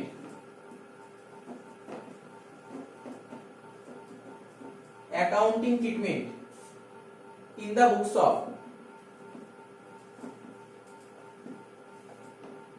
higher vendor. Basically আমরা যা দেখেছি আমাদের এক্সামে যে অঙ্ক আসে সব হায়ার পারচেজারের বইতেই আসে, ঠিক আছে, হায়ার পারচেজারের বইতেই আসে, ঠিক আছে। হায়ার ভেন্ডারের বইতে খুব একটা আসে না, বাট শিখে রাখবো সব অঙ্ক দেখবি হায়ার পারচেজারের বইতেই দিয়েছিল। তাহলে বল কিছু এখানে কোনো সমস্যা নেই কি রে, বুঝেছিস তো কি কি টপিক কভার করতে হবে? তো চল একটা অঙ্ক করি, অঙ্ক করবো না। প্রথমে প্রথমে কি শিখবো বল? প্রথমে তো এইটা লিখবো, প্রথম টপিকটা লিখবো। লেখ, প্রথম টপিকটার নাম লেখ। কি লেখা আছে?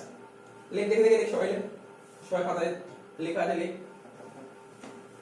কম্পিউটেশন, লেখ computation of cash price, computation of cash price, comma interest, comma instalment.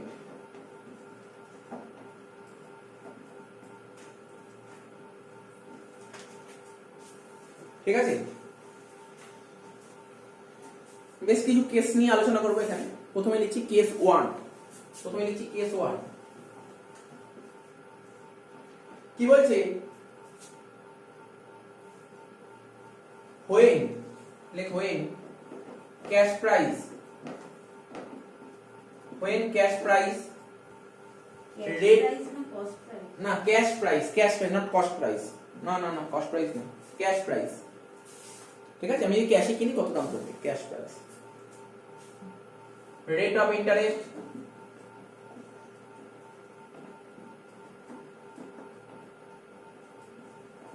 Comma instruction of payment, instruction of payment are given। তাহলে কেস 1 কি বলেছে বোঝা গেল? কেস 1 বলেছে, বলছে যদি ক্যাশ প্রাইস জানা থাকে, রেট অফ ইন্টারেস্ট জানা মানে দেয়া থাকে, ঠিক আছে তো, তারপর হচ্ছে যদি ইনস্ট্রাকশন অফ পেমেন্ট এগুলো যদি দেয়া থাকে, তাহলে কি কিরকম ভাবে করতে, এটা হচ্ছে কেস 1। বুঝা যাচ্ছে কি বলছি শেখাচ্ছি, কি শেখাচ্ছি বুঝতে পারছি? আমি এখন যে বলেছি টপিকস টু বি কভার, তার মধ্যে প্রথম পয়েন্টটা নিয়ে আলোচনা করব। আজকে প্রথম পয়েন্টটাই আলোচনা করব, ঠিক আছে? আজকে আমি প্রথম পয়েন্টটাই আলোচনা করব।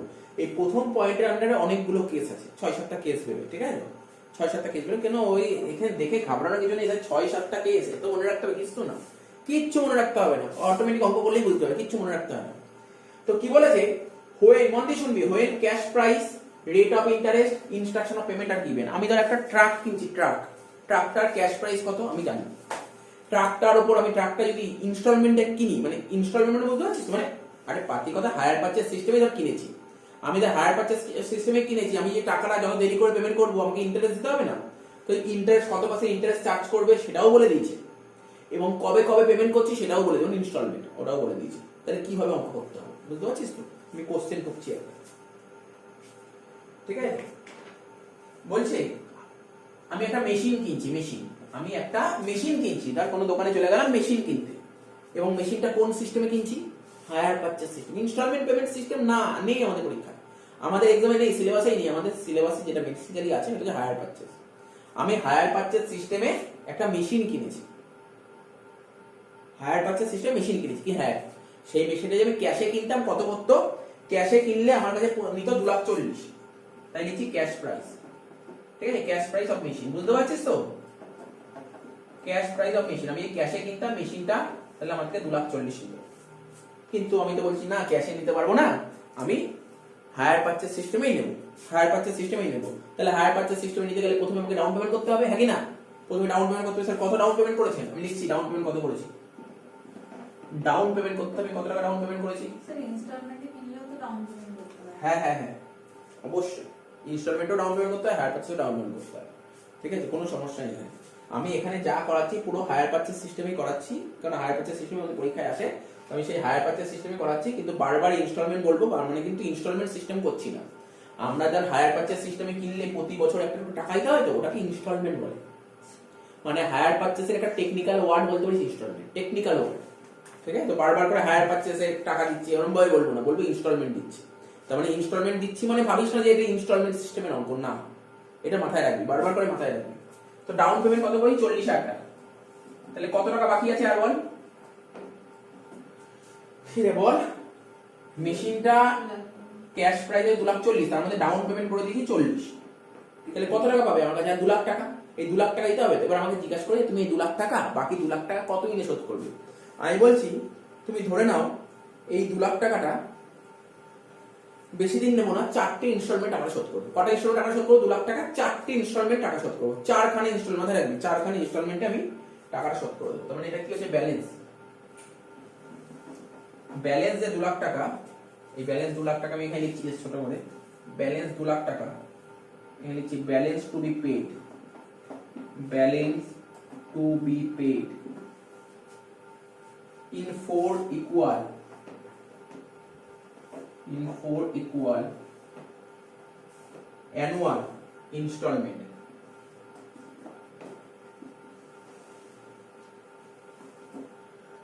together with interest, মানে বলবো চিন্তা করতে হবে না, together with interest at the rate 10% per annum। এই যে 2 লাখ টাকা যে বাকি আছে, আমি বলি 2 লাখ টাকা 4টে ইনস্টলমেন্টে শোধ করে দেবো, ঠিক আছে, together with interest, together with interest, ঠিক আছে তো, এট দ্য রেট 10% পার অ্যানাম। ঠিক আছে, আমার কাছে জানতে যে ক্যালকুলেট ইনস্টলমেন্ট, বুঝে তুমি বলো ইনস্টলমেন্ট কত হবে, ক্যালকুলেট ইনস্টলমেন্ট।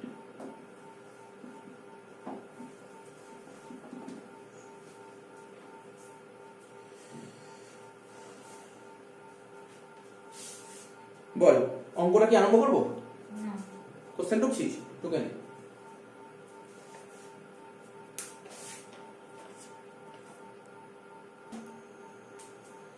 তো দেখ অঙ্ক করছি না কিন্তু ক্যালকুলেশন শিখছি। কি শিখছি? ক্যালকুলেশনটা শিখছি।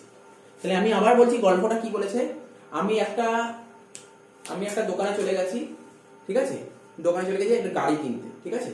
এবার গাড়িটা বলছে, আমি আমার গাড়িটা পছন্দ করেছি, বললো কিসে নেবে, ক্যাশে নেবে নাকি ধারে নেবে? আমি বললাম ধারে নেবে, ইএমআই সিস্টেমে নেবে, ঠিক আছে। তো ধর আমি যদি ক্যাশে নিতাম তাহলে 2,40,000 পড়তো, ক্যাশে 2,00,000, ক্যাশে তো নিচ্ছি না, ধারে নিচ্ছি, বেশি দাম পড়বে, জানি বেশি দাম পড়বে, কিন্তু ইনিশিয়ালি আমি 40,000 টাকা ডাউন পেমেন্ট করে দিয়ে আমি গাড়ি দিয়ে দিয়েছি। তা আমার তো আরো বাকি 2 লাখ টাকা আছে, আমাকে বলে যে 2 লাখ টাকা বাকি আছে, বুঝতে পারছিস তো, 2 লাখ টাকা কটা ইনস্টলমেন্টে দেবো, কটা ইনস্টলমেন্ট দেবো? 4টে ইনস্টলমেন্টে দেবো। তো প্রতিটা ইনস্টলমেন্ট কত করে হচ্ছে, মানে না প্রতিটা ইনস্টলমেন্ট কত করে হচ্ছে, 50,000 টাকা করে প্রতিটা ইনস্টলমেন্ট দেবো, প্রতিটা ইনস্টলমেন্ট 50,000 টাকা করে দেবো, তাই তো। টুগেদার উইথ ইন্টারেস্ট, আরে 50,000 টাকা করে প্রতিটা ইনস্টলমেন্টে প্রিন্সিপালের টাকা শোধ হলো, ও তো আমার থেকে কত নিচ্ছে একটু ভাবনা চিন্তা ভাবনা কর না, 40,000 টাকা ডাউন নিল আর 2 লাখ টাকা তো প্রিন্সিপাল নিল, 2,40,000 নিল, স্যার ইন্টারেস্ট নেবে না, এক্সট্রা টাকা নেবে ইন্টারেস্ট। কি বলেছে? Together with interest. Together with ইন্টারেস্টের ফাংশনটাকে আমি এক্ষুনি বলছি। টুগেদার উইথ ইন্টারেস্ট মানে ইনস্টলমেন্টের সঙ্গে ইন্টারেস্ট থাকবে, আমি বোঝাচ্ছি। দেখ কিভাবে আমি চার্ট করি, আমার চার্টটা ভালো করে দেখে নে, আমি এই ফরম্যাটটা ফলো করি, ইয়ার, তারপর লিখি ওপেনিং, ঠিক আছে, ইয়ার এর পর ওপেনিং, তারপর লিখি ইন্টারেস্ট, তারপর লিখি ইনস্টলমেন্ট,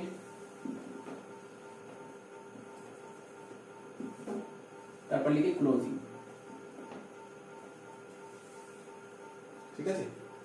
খুব ইজি জিনিস, ভালো করে আস্তে আস্তে ধরে ধরে বুঝতে হবে। এটা আগে দেখে নে, তারপর আমরা টুকিস। ডেট তো বলেনি, ঝামেলায় গিয়ে লাভ নেই, ঝামেলায় যাবো, যখন ডেট বল তখন ঝামেলা করবো, যখন ডেট বলে ঝামেলায় যাবো না।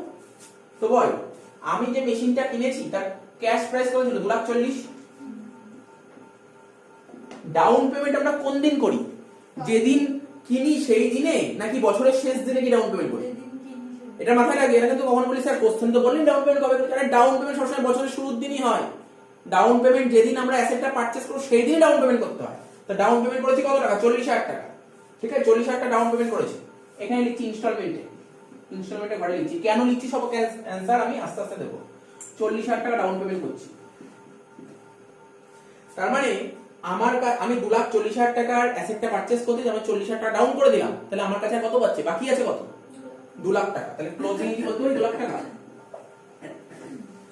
আচ্ছা এটা আমি লিখে বুঝিয়ে দিই তাহলে সুবিধা হবে তোদের। ওয়ান বিগিনিং মানে বুঝতে পারলি? ওয়ান বিগিনিং মানে বল কে বুঝতে পারিস? বল ওয়ান বিগিনিং মানে কে বুঝতে পারিস? ওয়ান বিগিনিং মানে 1 নম্বর বছরের শুরুতে। আরে আমাকে তো কোশ্চেনে বলে দেবে আমি এত তারিখে কিনেছি, সেই তারিখটা লিখবো, বুঝতে পারছিস? তাহলে কোশ্চেনে বলে দিল তুমি 1/1/10 মেশিন কিনেছো, তো এখানে সেই 1/1/10টা হবে, যে ডেট বলবে, তো আমি এখানে তাই লিখলাম 1/1/10। ইয়ার 1 মানে যেদিন কিনছি, ইয়ার 1 এর বিগিনিং, ঠিক আছে। এবার বলছি যে 2 লাখ টাকা বাকি আছে, এটা আমি কটা ইনস্টলমেন্টে দেবো? 4টে ইনস্টলমেন্টে দেবো। আর ইনস্টলমেন্ট আমরা কোন দিন দিই? তোরা তো জানিস এগুলো। ইনস্টলমেন্ট কোন দিন দিই বল? তো বলতে পারবি না? ইনস্টলমেন্ট সবসময় বছরের শেষ দিন দিতে হয়। ইনস্টলমেন্ট বছরের শেষ দিন দিতে হয়। তাই তো বছরের শেষ দিন ইনস্টলমেন্ট দেবো, তাহলে এখানে লিখছি ইয়ার 1 এর এন্ড। কিছু ঘাবড়াবি না, এগুলো দেখে একদম ঘাবড়াবি না। এখন এই 1 বিগিনিং 1 এন্ড অসুবিধা হতে পারে, যখন আমরা ডেটের অঙ্ক করবো দিলে আর কোনো সমস্যাই হবে না, এটাই হয়। আরে তোরা করেছিস না ডেপ্রিসিয়েশন, ডেপ্রিসিয়েশন কোন দিন হতো? বছরের শেষ দিন হতো না? ও এখানে আবার ডেপ্রিসিয়েশনের কাজও আছে, ডেপ্রিসিয়েশন জানতে হবে। কেন ডেপ্রিসিয়েশন জানতে হবে? আরে আমি একটা মেশিন কিনছি, মেশিন আমি কতদিন ইউজ করলাম, তারপর ডেপ্রিসিয়েশন হবে না? ট্রাক কিনছি, তারপর ডেপ্রিসিয়েশন হবে না? হবে, তো অসুবিধা নেই। আচ্ছা তো বল, আমাকে বলবি, অ্যান্সার দিবি। আমি তো মেশিনটা কিনে 2,40,000, তা আমি যতদিন না পর্যন্ত 2,40,000 শোধ করবো ততদিন পর্যন্ত আমার কিন্তু ইন্টারেস্ট চার্জ করবে। তা ইন্টারেস্ট ফার্স্ট ইয়ারে ইন্টারেস্ট কার উপর চার্জ করবে? 2,40,000 এর উপর চার্জ করবে না 2 লাখের উপর চার্জ করবে? দেখি অ্যান্সারটা কি দিবি। 2 লাখের উপর চার্জ করবে, ডাউন পেমেন্টের উপর কোনো ইন্টারেস্ট নেবে না। আরে কমন জিনিস, আমি স্যার ফোন কিনতে যাই তখন বলি স্যার আমরা দোকানে ফোন কিনতে যাই, যে ডাউন পেমেন্ট করে দিই, ওর উপর কোনো ইন্টারেস্ট নেবে না, বাকির উপর ইন্টারেস্ট নেই। মাথায় রাখবে কোশ্চেন থাকে, অনেকে কোশ্চেন স্যার আপনি কেন ইন্টারেস্ট 2 লাখের উপর নিচ্ছেন, 2,40,000 উপর নিলেন না কেন? ডাউন পেমেন্টের উপর কোনোদিন ইন্টারেস্ট হয় না, মাথায় রাখবে। মাথার মধ্যে ঢুকিয়ে নিবি, ডাউন পেমেন্টের উপর জীবনে ইন্টারেস্ট হয় না, জীবনে কোনোদিন ডাউন পেমেন্টের ইন্টারেস্ট হয় না। এই কোশ্চেন করার আগে ভাববি, দ্বিতীয়বার এই কোশ্চেন করার আগে ভাববি স্যার ডাউন পেমেন্টের উপর কেন ইন্টারেস্ট হয়নি, দ্বিতীয়বার ভাববি, আমি বলেছিলাম। ঠিক আছে, আর ইন্টারেস্ট কোন দিন হয়? ইন্টারেস্ট কোন দিন হয় বল দেখি, তোরা অ্যানসার দিতে পারবি? এই চ্যাপ্টার বলে না, ইন্টারেস্ট কোন দিন চার্জ করি আমরা? আরে ইন্টারেস্ট বছরের শেষ দিন হয়, সবাই জানে ইন্টারেস্ট। লোন নিলে ইন্টারেস্ট বছরের শেষ দিন হয়, ইন্টারেস্ট সবসময় বছরের শেষ দিনই চার্জ করতে হয়। ঠিক আছে তো? হ্যাঁ, যদি মাসে মাসে ইনস্টলমেন্ট দিই তাহলে মাসের শেষে, যদি 6 মাস অন্তর অন্তর ইনস্টলমেন্ট দিই তাহলে 6 মাসের শেষে, যদি 3 মাস অন্তর অন্তর ইনস্টলমেন্ট দিই তাহলে 3 মাসের শেষে, আমি যদি বছরে বছরে ইনস্টলমেন্ট দিই তাহলে 1 বছরের শেষে। বোঝা গেল কি বললাম? তার মানে তাহলে এই 2 লাখ টাকা নিশ্চয়ই এখানে হবে, এখানে নিশ্চয়ই কোনো কোশ্চেন থাকা উচিত নয়। 1 মানে 1 নম্বর বছরে শুরুতে যেটা ক্লোজিং ছিল এটাই হচ্ছে এন্ডে হবে, ইন্টারেস্ট চার্জ করব। কত পার্সেন্ট ইন্টারেস্ট ছিল বল দেখি আমাকে? 10%, তাই তো? 2 লাখের 10% কত হবে? 20,000 টাকা ইন্টারেস্ট, 20,000 টাকা ইন্টারেস্ট। এই মাত্র তোরা বললি, আমি বলিনি যে প্রতি বছর ইনস্টলমেন্ট 50,000 টাকা করে দিতে হবে। তোরা বললি তো 50,000 টাকা করে দিতে হবে। স্যার কি করে 50,000 টাকা? আমি এখানে ছোট্ট করে দেখিয়ে দিচ্ছি। 2 লাখ টাকা বাকি ছিল, 4টে ইনস্টলমেন্ট 50,000 টাকা করে হচ্ছে, একই না? কিন্তু টুগেদার উইথ ইন্টারেস্টের মানেটা কি? টুগেদার উইথ ইন্টারেস্ট মানে ইনস্টলমেন্ট তো 50,000 টাকা দেবেই দেবে, তার সাথে টুগেদার মানে কি? টুগেদার মানে কি? একসাথে ইনস্টলমেন্টের সঙ্গে ইন্টারেস্ট জুড়ে যাবে। তাহলে 50 এর সঙ্গে কত জুড়বে? 20 জুড়বে। তাহলে কত হচ্ছে? 70,000 টাকা। বল বুঝলি কিনা? স্যার বুঝে গেছে। 2 লাখের সঙ্গে 20 যোগ করব। আচ্ছা, এই ক্লোজিংটা কি করে বের করব বল দেখি? ক্লোজিংটা কি করে বের করা উচিত? 2 লাখ টাকা আমার কাছে পেয়ে, 2 লাখ থেকে 50,000 বাকি, ওটা কেন বুঝছো? বাদ দেন, আমি আরো ইজি করে দিই, দেখ 2 লাখ টাকা আমার কাছে পেতো, তাই তো? কবে পেতো? স্যার 1 নম্বর বছরে 2 লাখ টাকা পেতো। ভাব না, 1 নম্বর বছরের শুরুতেই তো 2 লাখ টাকা পেতো, হ্যাঁ কি না? তুই একটা দোকানে ফোন পছন্দ করি 40,000 টাকা দাম, তুই 5,000 টাকা ডাউন করে দিবি। কোন দিন? বছরের শুরুতেই তো 5 ডাউন করে দিবি। তার মানে তোর কাছে 35,000 টাকা কি পায়? বছরের শুরুর দিনই 35,000 টাকা পায়। তাহলে কি বছরের শেষে গিয়ে তুই ইনস্টলমেন্ট দিবি? আগে ইন্টারেস্ট চার্জ করবে নাকি আগে ইনস্টলমেন্ট নেবে তোর থেকে? বল দেখি। না, কোনোদিন না, আগে ইন্টারেস্ট চার্জ করবে, ইনস্টলমেন্ট তুই বছরের শেষ দিন দিবি, ওই ইন্টারেস্টটা চার্জ করবে, তারপরে ইনস্টলমেন্ট হবে। হ্যাঁ, ইন্টারেস্ট লাস্টে দেয়, ইন্টারেস্ট অবশ্যই লাস্টে দেয়। এবার দেখ না, তুই তো এই কোশ্চেনটা করলি, এই কোশ্চেনের অ্যানসারটা আমি তোকে ক্লিয়ার করে দিই। তুই বললি স্যার আগে ইনস্টলমেন্ট দেবো, আগে যদি ইনস্টলমেন্ট দিই স্যার 2 লাখ থেকে 50 বাদ চলে গেল, তাহলে 1.5 লাখের উপর ইন্টারেস্ট চার্জ হবে। তাই কি হচ্ছে? ইন্টারেস্ট সবসময় বছরের শেষ দিন হয়, ইনস্টলমেন্টও বছরের শেষ দিন হয়। আগে ইন্টারেস্ট চার্জ করে তারপরে ইন্টারেস্ট হবে, ইনস্টলমেন্ট হবে। আরে কমন ব্যাপার, আজকে আমি একটা লোন নিয়েছি, ধর 1 লাখ টাকা লোন নিয়েছি, তো আমি বলেছি প্রতি বছরে আমি তোমাকে 10,000 টাকা করে ইএমআই দিয়ে দেবো। ও তো ইন্টারেস্টটা পাবে, তারপর আমি ইএমআইটা দেবো, নাহলে বাড়বে কি করে? বুঝতে পারছিস তো? আশা করি বুঝতে পেরেছিস। তাহলে 2 লাখের সঙ্গে আগে ইন্টারেস্ট যোগ করে দাও 20, 2 লাখের সঙ্গে 20 যোগ করে কত হচ্ছে? 2 লাখ 20, 2 লাখ 20 থেকে 70 বাদ দিবি, তাহলে কত হচ্ছে বল? হিসাব কর। এটা 2 লাখ টাকা ছিল, না বুঝতে পারলে বলবি, আমার সঙ্গে কথা বলে। 2 লাখ টাকা ছিল, তার সঙ্গে 20,000 টাকা ইন্টারেস্ট যোগ হয়ে গেল, তাহলে কত পাবে? আমার কাছে 2 লাখ 20 পাবে। 2 লাখ 20 মধ্যে 70 দিয়ে দিলাম, তাহলে 2 লাখ 20 থেকে 70 বাদ দিলে কত হচ্ছে বল? 1.5 লাখ টাকা। 1.5 লাখ টাকা পাবে। এখন আমার কাছে 1.5 লাখ টাকা নিয়ে হলো, অর্থাৎ প্রথম বছরের শেষে আমাকে 1.5 লাখ টাকা পাবে। ভালো করে দেখ, ভালো করে বুঝে নে, কোনো ডাউট থাকলে বল, আমি বলে দিচ্ছি। কারণ এইটাই হচ্ছে বোঝার ব্যাপার, আর কিছু নেই চ্যাপ্টারে। আর চ্যাপ্টারে কিছু নেই, এটা বোঝার ব্যাপার, এটা প্রথম কাজ। ঠিক আছে, আচ্ছা এটা মাথায় রাখার জন্য লিখেছি ওপেনিং এর সঙ্গে ইন্টারেস্ট যোগ করব, তার থেকে ইনস্টলমেন্ট বাদ দেব, করে হয় ক্লোজ। ঠিক আছে, তো প্রথম বছর শেষ হয়ে গেল, প্রথম বছর হয়ে গেল তো ঘটনা। এবার সেকেন্ড ইয়ারও ইনস্টলমেন্ট দেব, তাহলে এবার কি লিখবো, second year, second year end, second year end. ঠিক আছে, তার মানে প্রথম বছরের শেষে আমাকে 1.5 লাখ টাকা পায়, তাহলে কি বলতে পারি দ্বিতীয় বছরের শুরুতেও 1.5 লাখ টাকা পায়। কি রে এপ্রিতি, প্রথম বছরের শেষে আমাকে 1.5 লাখ টাকা, আমি বলতে পারি না দ্বিতীয় বছরের শুরুতেও 1.5 লাখ টাকা পায়। এবার আমি কি করবো, সবার প্রথম ইনস্টলমেন্ট দেবো নাকি ইন্টারেস্টটা পাবে? আগে ইন্টারেস্টটা পাবে। তা 1.5 লাখ টাকার উপর 10% ইন্টারেস্ট পাবে কত হবে, 15,000 টাকা। আর আমার সঙ্গে তো কন্ট্যাক্ট হয়েই ছিল যে আমি বলেছিলাম 50,000 টাকা করে প্রতি বছর ইনস্টলমেন্ট দেবো। 50 তো দেবই দেবো, 50 হচ্ছে প্রিন্সিপাল, 50 হচ্ছে প্রিন্সিপাল, আর ইন্টারেস্ট কত 15। তাহলে 50 আর 15 জুড়লে কত হবে, 65।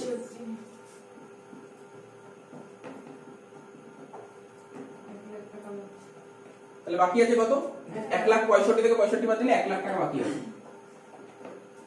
তারপর থার্ড ইয়ার এন্ড, তাহলে এখানে লিখবো 1 লাখ টাকা, 10% চাপাবো, কত হবে 10,000 টাকা। 50 তো দেবই দেবো, তার সাথে ইন্টারেস্ট দেবো 10, তাহলে কত হচ্ছে 60,000। তাহলে 1 লাখ 10 থেকে 60 বাদ দিলে কত হচ্ছে 50। লাস্ট 4 নম্বর বছর শেষ, কত হবে 50,000 টাকা পেতো আমার কাছে, তার মধ্যে 10% ইন্টারেস্ট 5,000 টাকা, তাই তো? তাহলে কত হবে 55 তো হচ্ছে, 50,000 যোগ 5,000, 55,000। তাহলে এখানে তার কিছু বাকি আছে, শেষ। এই হচ্ছে অঙ্ক, এটা হচ্ছে ওয়ার্কিংস। ওয়ার্কিংস মাথায় ঢুকতে হবে স্যার অঙ্ক। আরে এই চ্যাপ্টারে হচ্ছে যেমন ডেপ্রিসিয়েশন শিখেছিলাম, কি আমি বলেছিলাম ডেপ্রিসিয়েশনে যে ওয়ার্কিংস পড়ে সে লেজার ইজিলি পেরে যাবে, এটাও তাই, যে ওয়ার্কিংস পড়ে সে লেজার পারবে। বল, আমি বারবার বলছি আগে ভালো করে দেখে নে, কোথাও কি কোনো ডাউট আছে? এটা যদি ভালো করে বুঝে যাস তাহলে পরবর্তী অঙ্কগুলো আর কোনো সমস্যা হবে না।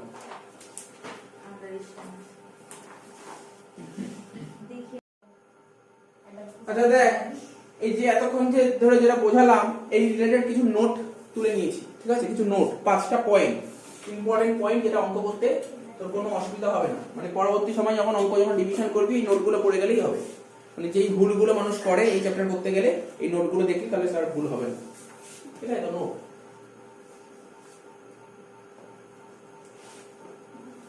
1 number point,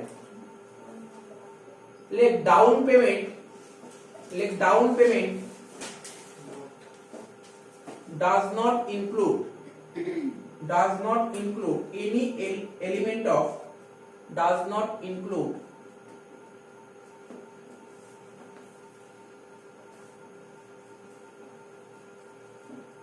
any element of interest। ঠিক আছে, মানেটা কিছু বলতে যাইনি, নর্মাল কথা বলেছে। ডাউন পেমেন্ট যেটা তোকে বললাম, ডাউন পেমেন্টের উপর তুই কখনোই ইন্টারেস্ট চাপাতে পারবি না, মানে ডাউন পেমেন্টের উপর কখনোই ইন্টারেস্ট হয় না। Number 2, interest is always calculated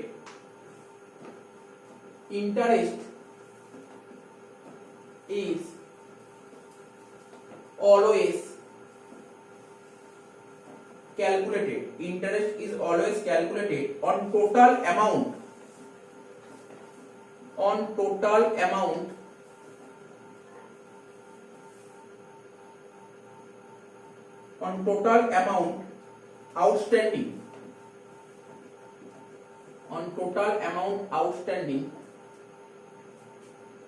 at the time of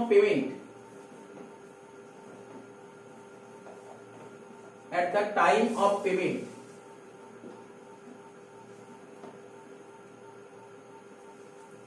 of installment। লাইনটার মানে কি বলেছে? বলছে ইন্টারেস্টটা ক্যালকুলেট করা, আচ্ছা কার উপর ইন্টারেস্ট ক্যালকুলেট করা হয়, দরকার হলে কথাটা উল্টে দেখ, তাহলে নিজে বুঝতে পারবি। প্রথমটা কি ছিল, 2.5 লাখ টাকা ছিল নাকি কত ছিল মনে পড়ছে না, 2.5 লাখ টাকা ছিল না? তাহলে 50,000 টাকা ডাউন পেমেন্ট, 2,40,000 ছিল, 40,000 টাকা ডাউন পেমেন্ট করে দিয়েছি।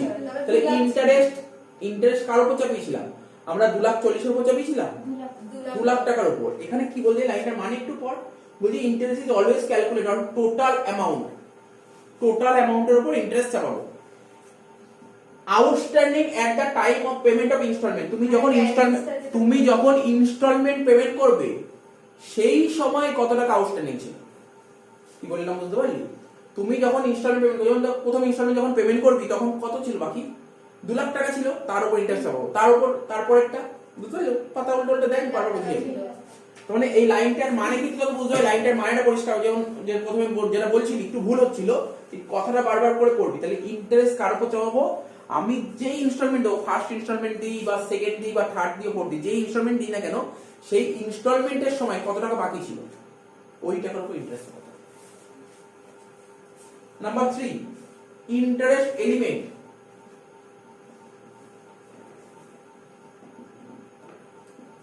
Interest element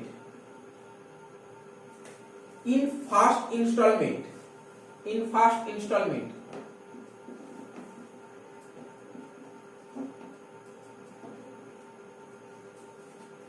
will always be more than interest element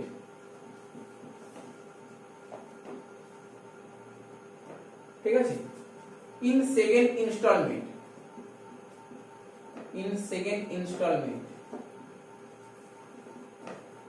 and so on।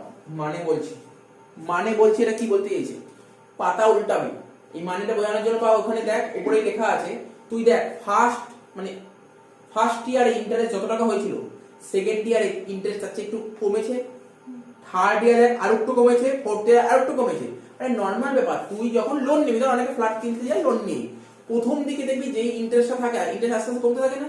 বা তুই যখন ফোন কিনবি ইএমআই দিস, দেখবি প্রথম দিকে যত ইন্টারেস্ট থাকে ইন্টারেস্ট আস্তে আস্তে কমতে থাকে, তাই বলেছে। অর্থাৎ এটা কখনোই হবে না তোরা অঙ্ক করতে গিয়ে যদি দেখিস যে না ইন্টারেস্ট বাড়ছে, তাহলে অঙ্ক ভুল করছিস তুই। বা এরকম হতে পারে ইন্টারেস্ট দেখা গেল প্রতি বছরই সমান, তুই অঙ্ক ভুল করছিস। কি বললাম বুঝতে পারলি লাইনটার মানে? ইন্টারেস্ট কিন্তু কি হবে, ডিক্রিজ হবে আস্তে আস্তে। ইনস্টলমেন্ট তো নেই, ইনস্টলমেন্ট কি বলবি, ইনস্টলমেন্ট থিওরিটিক্যাল কনসেপ্ট। ঠিক আছে তো। নাম্বার 4,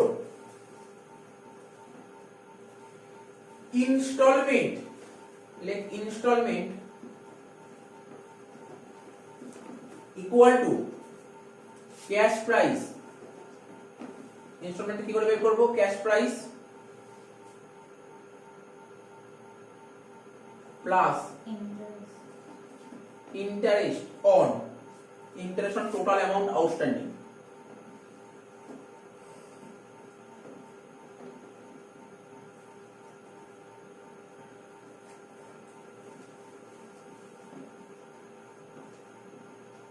আচ্ছা, আমি যেইভাবে অঙ্ক করেছি সেইভাবে তো যদি বুঝতে অসুবিধা হয়, ক্যাশ প্রাইসটাকে তুই বলতে পারিস প্রিন্সিপাল অ্যামাউন্ট। ঠিক আছে, যদি বুঝতে অসুবিধা হয় তাহলে এটা মনে করবি ক্যাশ প্রাইস প্রিন্সিপাল। দেখ আমি এই মত অঙ্ক করালাম, ইনস্টলমেন্টটা কি করে বের করলাম, প্রিন্সিপাল অ্যামাউন্টের সঙ্গে কি যোগ করেছিলাম, ইন্টারেস্ট। 5 নম্বর পয়েন্ট কি বলেছে, total interest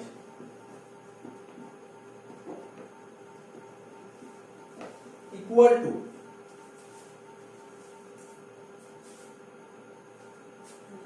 total interest equal to. Sir কি করে বের করতে হয়, আমি যদি একটু বলি, তোরা একটু ফিগারটা বল তাহলে সুবিধা হবে তোদের বুঝতে। বা তোদের খাতার দিকে থাকা, সবাই সবার খাতার দিকে থাকা, খাতার দিকে তাকিয়ে দেখ ইন্টারেস্টের ঘরগুলো যোগ কর। আচ্ছা বলতো আমাকে তোরাই বল, first year, second year, third year, fourth year interest কত কত ছিল? 20,000। প্রথম বছর ছিল 20,000, 15,000, 10,000, 5,000। 5,000। টোটাল ইন্টারেস্ট কত হয়েছে?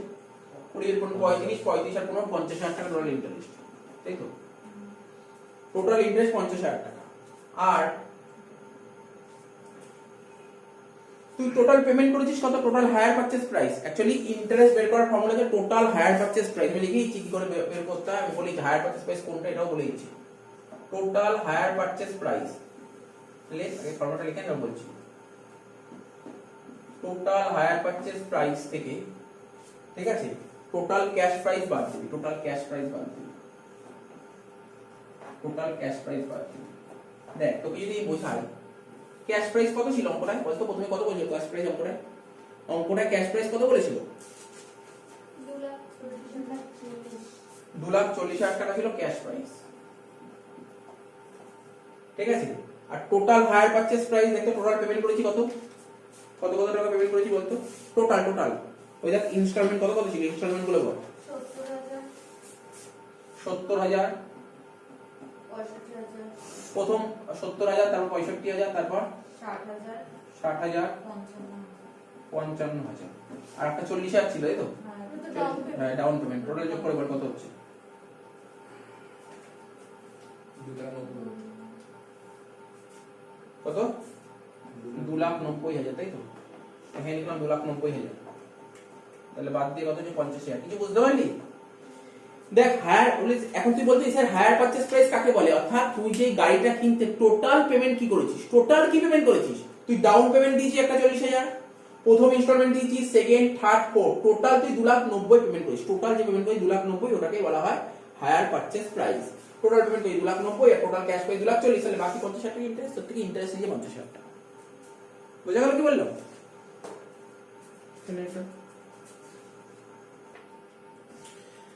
দেখ অঙ্কটা দেখ কি বলছে, when cash price, rate of interest আর ইনস্টলমেন্ট আর given। আগের অঙ্কটা তাই ছিল, ক্যাশ প্রাইস দেয়া ছিল, রেট অফ ইন্টারেস্ট দেয়া ছিল, ইনস্টলমেন্ট দেয়া ছিল।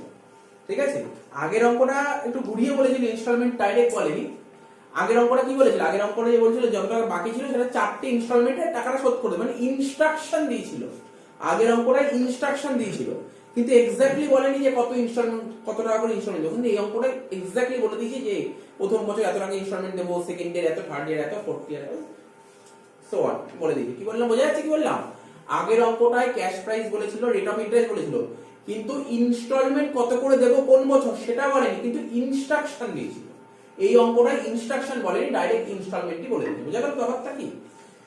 কোশ্চেনটা পড়ে নিয়েছিস, নতুন করে বলার কিছু নেই। X purchases a car on hire purchase system. Hire purchase system car কিনেছে, দ্য টোটাল ক্যাশ প্রাইস বলে দিয়েছে কারের 15,980, payable 4,000 down, 3 instalment 6,000, 5,000, 2,000, payable at the end of first, second, third year respectively. Interest is charged at 5% per annum. You are required calculate interest paid by the buyer. Buyer কত টাকা interest paid করবে সেলারকে each year। সোজা জিনিস আছে, format সাজি না, অঙ্ক আরম্ভ করে দে। ফরম্যাট সাজা, ক্যালকুলেটর দরকার নেই খুব একটা, ফরম্যাট সাজা। এখানে লিখবো ইয়ার, তারপর লিখবো ওপেনিং, তারপর লিখবো ইন্টারেস্ট, তারপর লিখবো ইনস্টলমেন্ট, তারপর লিখবো ক্লোজিং। ঠিক আছে? তো বল আমি যে কিনেছিলাম তার ক্যাশ প্রাইস কত ছিল? 15,980। জাস্ট আমাকে বলিস ক্যাশ প্রাইস কত? 15,980, কিন্তু ডাউন পেমেন্ট কত করেছিলাম? ডাউন পেমেন্ট কত করেছিলাম? 4,000 টাকা। ইনস্টলমেন্টে লিখবো ডাউন পেমেন্ট 4,000 টাকা, তাহলে 15,980 মানে 4 দিয়ে দিই, রইলো কত? 11,980, তাই তো? সেটাই তো আমার এখানে চলে আসতো। বুঝতে পারছিস তো? 11,980 মানে চলে আসতো। আমি ডেট লিখলাম, ডেট তো তোরা নিজেরাও জানিস কি করতে হবে, লিখতে হবে ফার্স্ট ইয়ার বিগিনিং, লিখে তো আসবে। এখানে লিখ ফার্স্ট ইয়ার বিগিনিং, তারপর এটা হতো কি ফার্স্ট ইয়ার এন্ড। এবার এই টাকার উপর ইন্টারেস্ট চার্জ করতে, এটা বারবার বলেছি, কত পার্সেন্ট ইন্টারেস্ট? 5%। তাহলে 11,980 এর উপর 5% চাপা কত হচ্ছে? কত চাপিয়েছিস তোরা? 599 হবে, 599 হবে। এর উপর 5% চাপালে 599 হচ্ছে। এবার তোকে বলে দিয়েছে কোন বছর কত ইনস্টলমেন্ট দিতে হবে। স্যার প্রথম বছর 6,000, তারপর বছর বলে 5,000, তারপর বছর বলে 2,000। ঠিক আছে তো? এটা হচ্ছে সেকেন্ড ইয়ার এন্ড, আর এটা হচ্ছে থার্ড ইয়ার এন্ড। তাহলে কর, ক্যালকুলেট কর। এই টাকাটার সঙ্গে এই টাকাটা যোগ করব, তার থেকে এটা বাদ দেব, কত হচ্ছে? 6579। ঠিক আছে, এই 6579 এখানে আমার চলে আসলো। 6579 এর উপর 5% চাপা কত হচ্ছে? 329। 329 এটা, হ্যাঁ বল, কিছু আমাকে বলবি, বল কি আছে বল। ক্লোজিং তো 5,980 হচ্ছে, ইন্টারেস্টটা অ্যাড করছো না? হ্যাঁ, কি কিছু বলেছে আমার? ইন্টারেস্টটা অ্যাড করবে? হ্যাঁ করেছি তো, দেখ ক্যালকুলেটরে আমি বলেই চেলেই বেরোবে তো, আমি তো করে দেখলাম, আমি লিখে দিই, আমি কিছুক্ষণ আগে করে নিলাম, এই জন্য আমি লিখে দিয়েছি, ইনস্টলমেন্টে স্যার বলে দিচ্ছি। 15,980 থেকে 4,000 বাদ দিলে 11,980, এই দেখ 11,980 ইনটু 5% কত হচ্ছে 599। বুঝে গেলি তোদের কোশ্চেন? আর বলতে হবে অ্যানসার দিয়ে দিচ্ছি, অ্যানসার দিয়ে দিচ্ছি। তোদের ডাউট হচ্ছে আগের কোশ্চেনের সঙ্গে আগের কোশ্চেনের মতন এটা কেন হচ্ছে না, এটাই তো কোশ্চেন, আর কিছু না। বুঝে গেলি কোশ্চেনটা? কোশ্চেনটা হচ্ছে তোদের কোশ্চেনটা কেন এই ইনস্টলমেন্টের সঙ্গে 599 অ্যাড হয়নি, এটাই তো তোর প্রশ্ন। এটা কি তোদের কারোর প্রশ্ন আছে? এই প্রশ্নটা কি আছে? আগের অঙ্কটা যেমন ছিল না, এই ইন্টারেস্ট এখানে যোগ ছিল। এই কোশ্চেনটা আমার নেই। আচ্ছা, আমি বলছি পুরো টোটালটা তো ইনস্টলমেন্ট 6000 টাকা নিয়েছে, মানে এটা ইন্টারেস্ট যোগ করে যোগ করেই তো 6000 টাকা। এবার দেখ আমার 6579 বেরিয়েছে। তোর প্রশ্নটাকে ক্লিয়ার কর, তারপরে বলছি অ্যানসার। প্রশ্ন ক্লিয়ার কর, তোর প্রশ্ন বল, কি বলছিস? আমি বলছি ইনস্টলমেন্টটা 6000 টাকা বলছে, এটা ইন্টারেস্ট ইনক্লুড করা আছে তো? হ্যাঁ, এর মধ্যে ইন্টারেস্ট ঢুকে আছে। তাহলে 6000 টাকার মধ্যে 599 কিছু করার দরকার নেই তো, কিছু করার দরকার নেই, মাইনাস করে দাও। আবার তো ইনস্টলমেন্ট কাকে বলে বল? ইনস্টলমেন্ট কাকে বলে? ইনস্টলমেন্ট বলতে কি বোঝায়? ইনস্টলমেন্ট হচ্ছে এমন একটা জিনিস যার মধ্যে প্রিন্সিপালও থাকবে, ইন্টারেস্টও থাকবে। তো ঠিকই তো আছে, এর মধ্যে ইন্টারেস্ট আবার কেন প্লাস মাইনাস করার দরকার কি আছে? বুঝিস নি আমার কথাটা? আরে আমরা যখন কোনো কিছু লোন নিই, আমাকে তো প্রতি বছর একটা ইনস্টলমেন্ট দিল। ইনস্টলমেন্ট কাকে বলে? প্রিন্সিপাল প্লাস ইন্টারেস্ট, হ্যাঁ কি না? তা এর মধ্যে প্রিন্সিপালও আছে, এই 599 টাকা ইন্টারেস্ট আছে, বাকি টাকাটা প্রিন্সিপাল আছে। আমি মাইনাস করে আমি কি ফায়দা বললাম? পাবো কিছু? বল না, তুই মাইনাস করে কি করতে পারিস? তুই বললি স্যার মাইনাস করে এটা করতে পারি, তাহলে আমি দেখি কি করতে পারিস। 6000 থেকে 599 মাইনাস করলে তাহলে কি লিখতে পারিস? তুই এখানে খুব জোর হলে বেশি হলে এটা করতে পারিস 5401 প্লাস 599 এটা লিখতে পারিস। এর চেয়ে তো বেশি কিছু করতে পারি, এটাই করতে পারি। তো আমার লাভ আছে কোনো? এটা করে কোনো লাভ নেই তো আমার। আমার কথাটা বুঝতে পারছিস কি বুঝতে পারছিস না? আগের অঙ্কটা কি ছিল? আগের অঙ্কটা ছিল, ভালো করে পড়। আগের অঙ্কটা বলছিল together with interest. Together with interest মানে ওই ইনস্টলমেন্টের মধ্যে ইন্টারেস্ট নেই, আর এখানে ইনস্টলমেন্ট দিয়ে দিয়েছে। ওরা বলেই দিয়েছে এত এত করে ইনস্টলমেন্ট, মানে এর মধ্যে ইন্টারেস্টটা আছে। এই হচ্ছে ডিফারেন্স, বেসিক ডিফারেন্স। এটা বুঝে গেছিস তাই তো?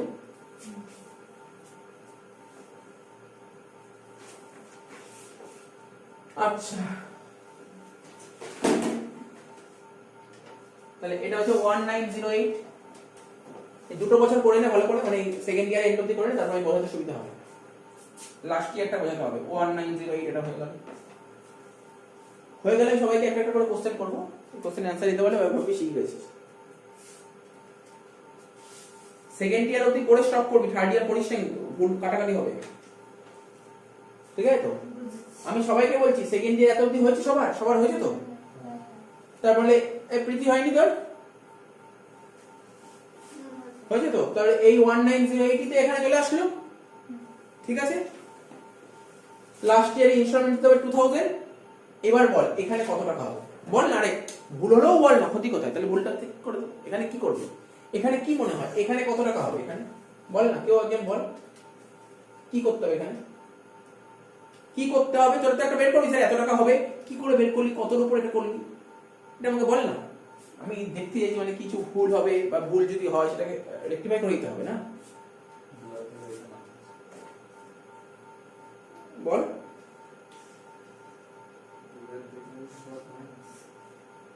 ওদের কথা শুনতে হবে না, বল না। তুই নিজে, আরে নিজের মাথায় কি আসছে? নিজের মাথায় কি আসছে? আরে একটা সিম্পল জিনিস সবার মাথায় আসে না।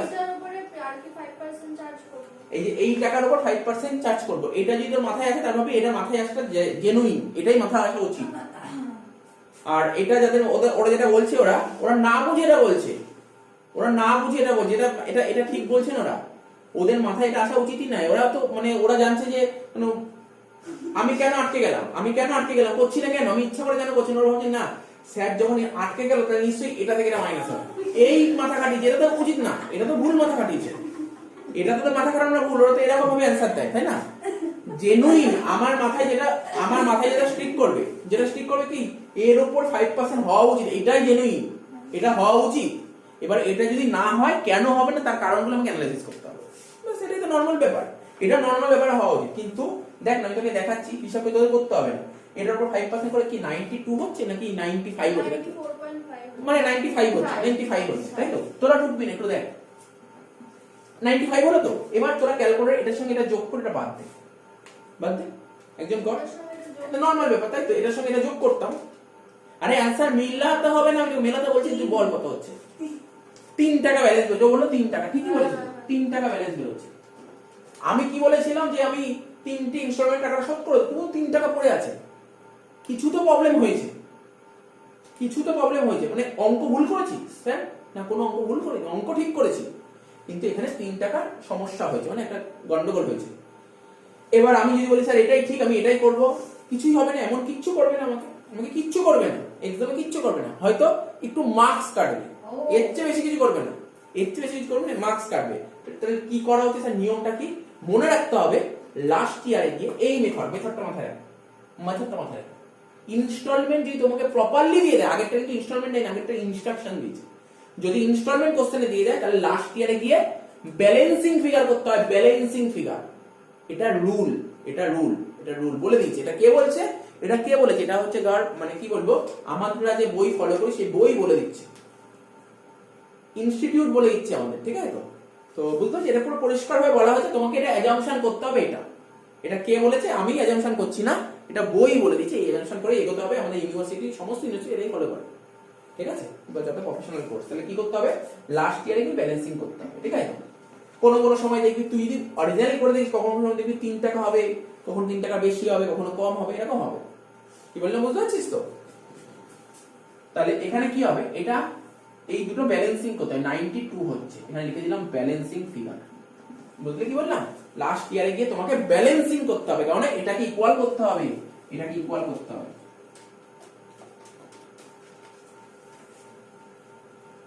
ঠিক আছে? আশা করি বোঝা গেল। ওকে,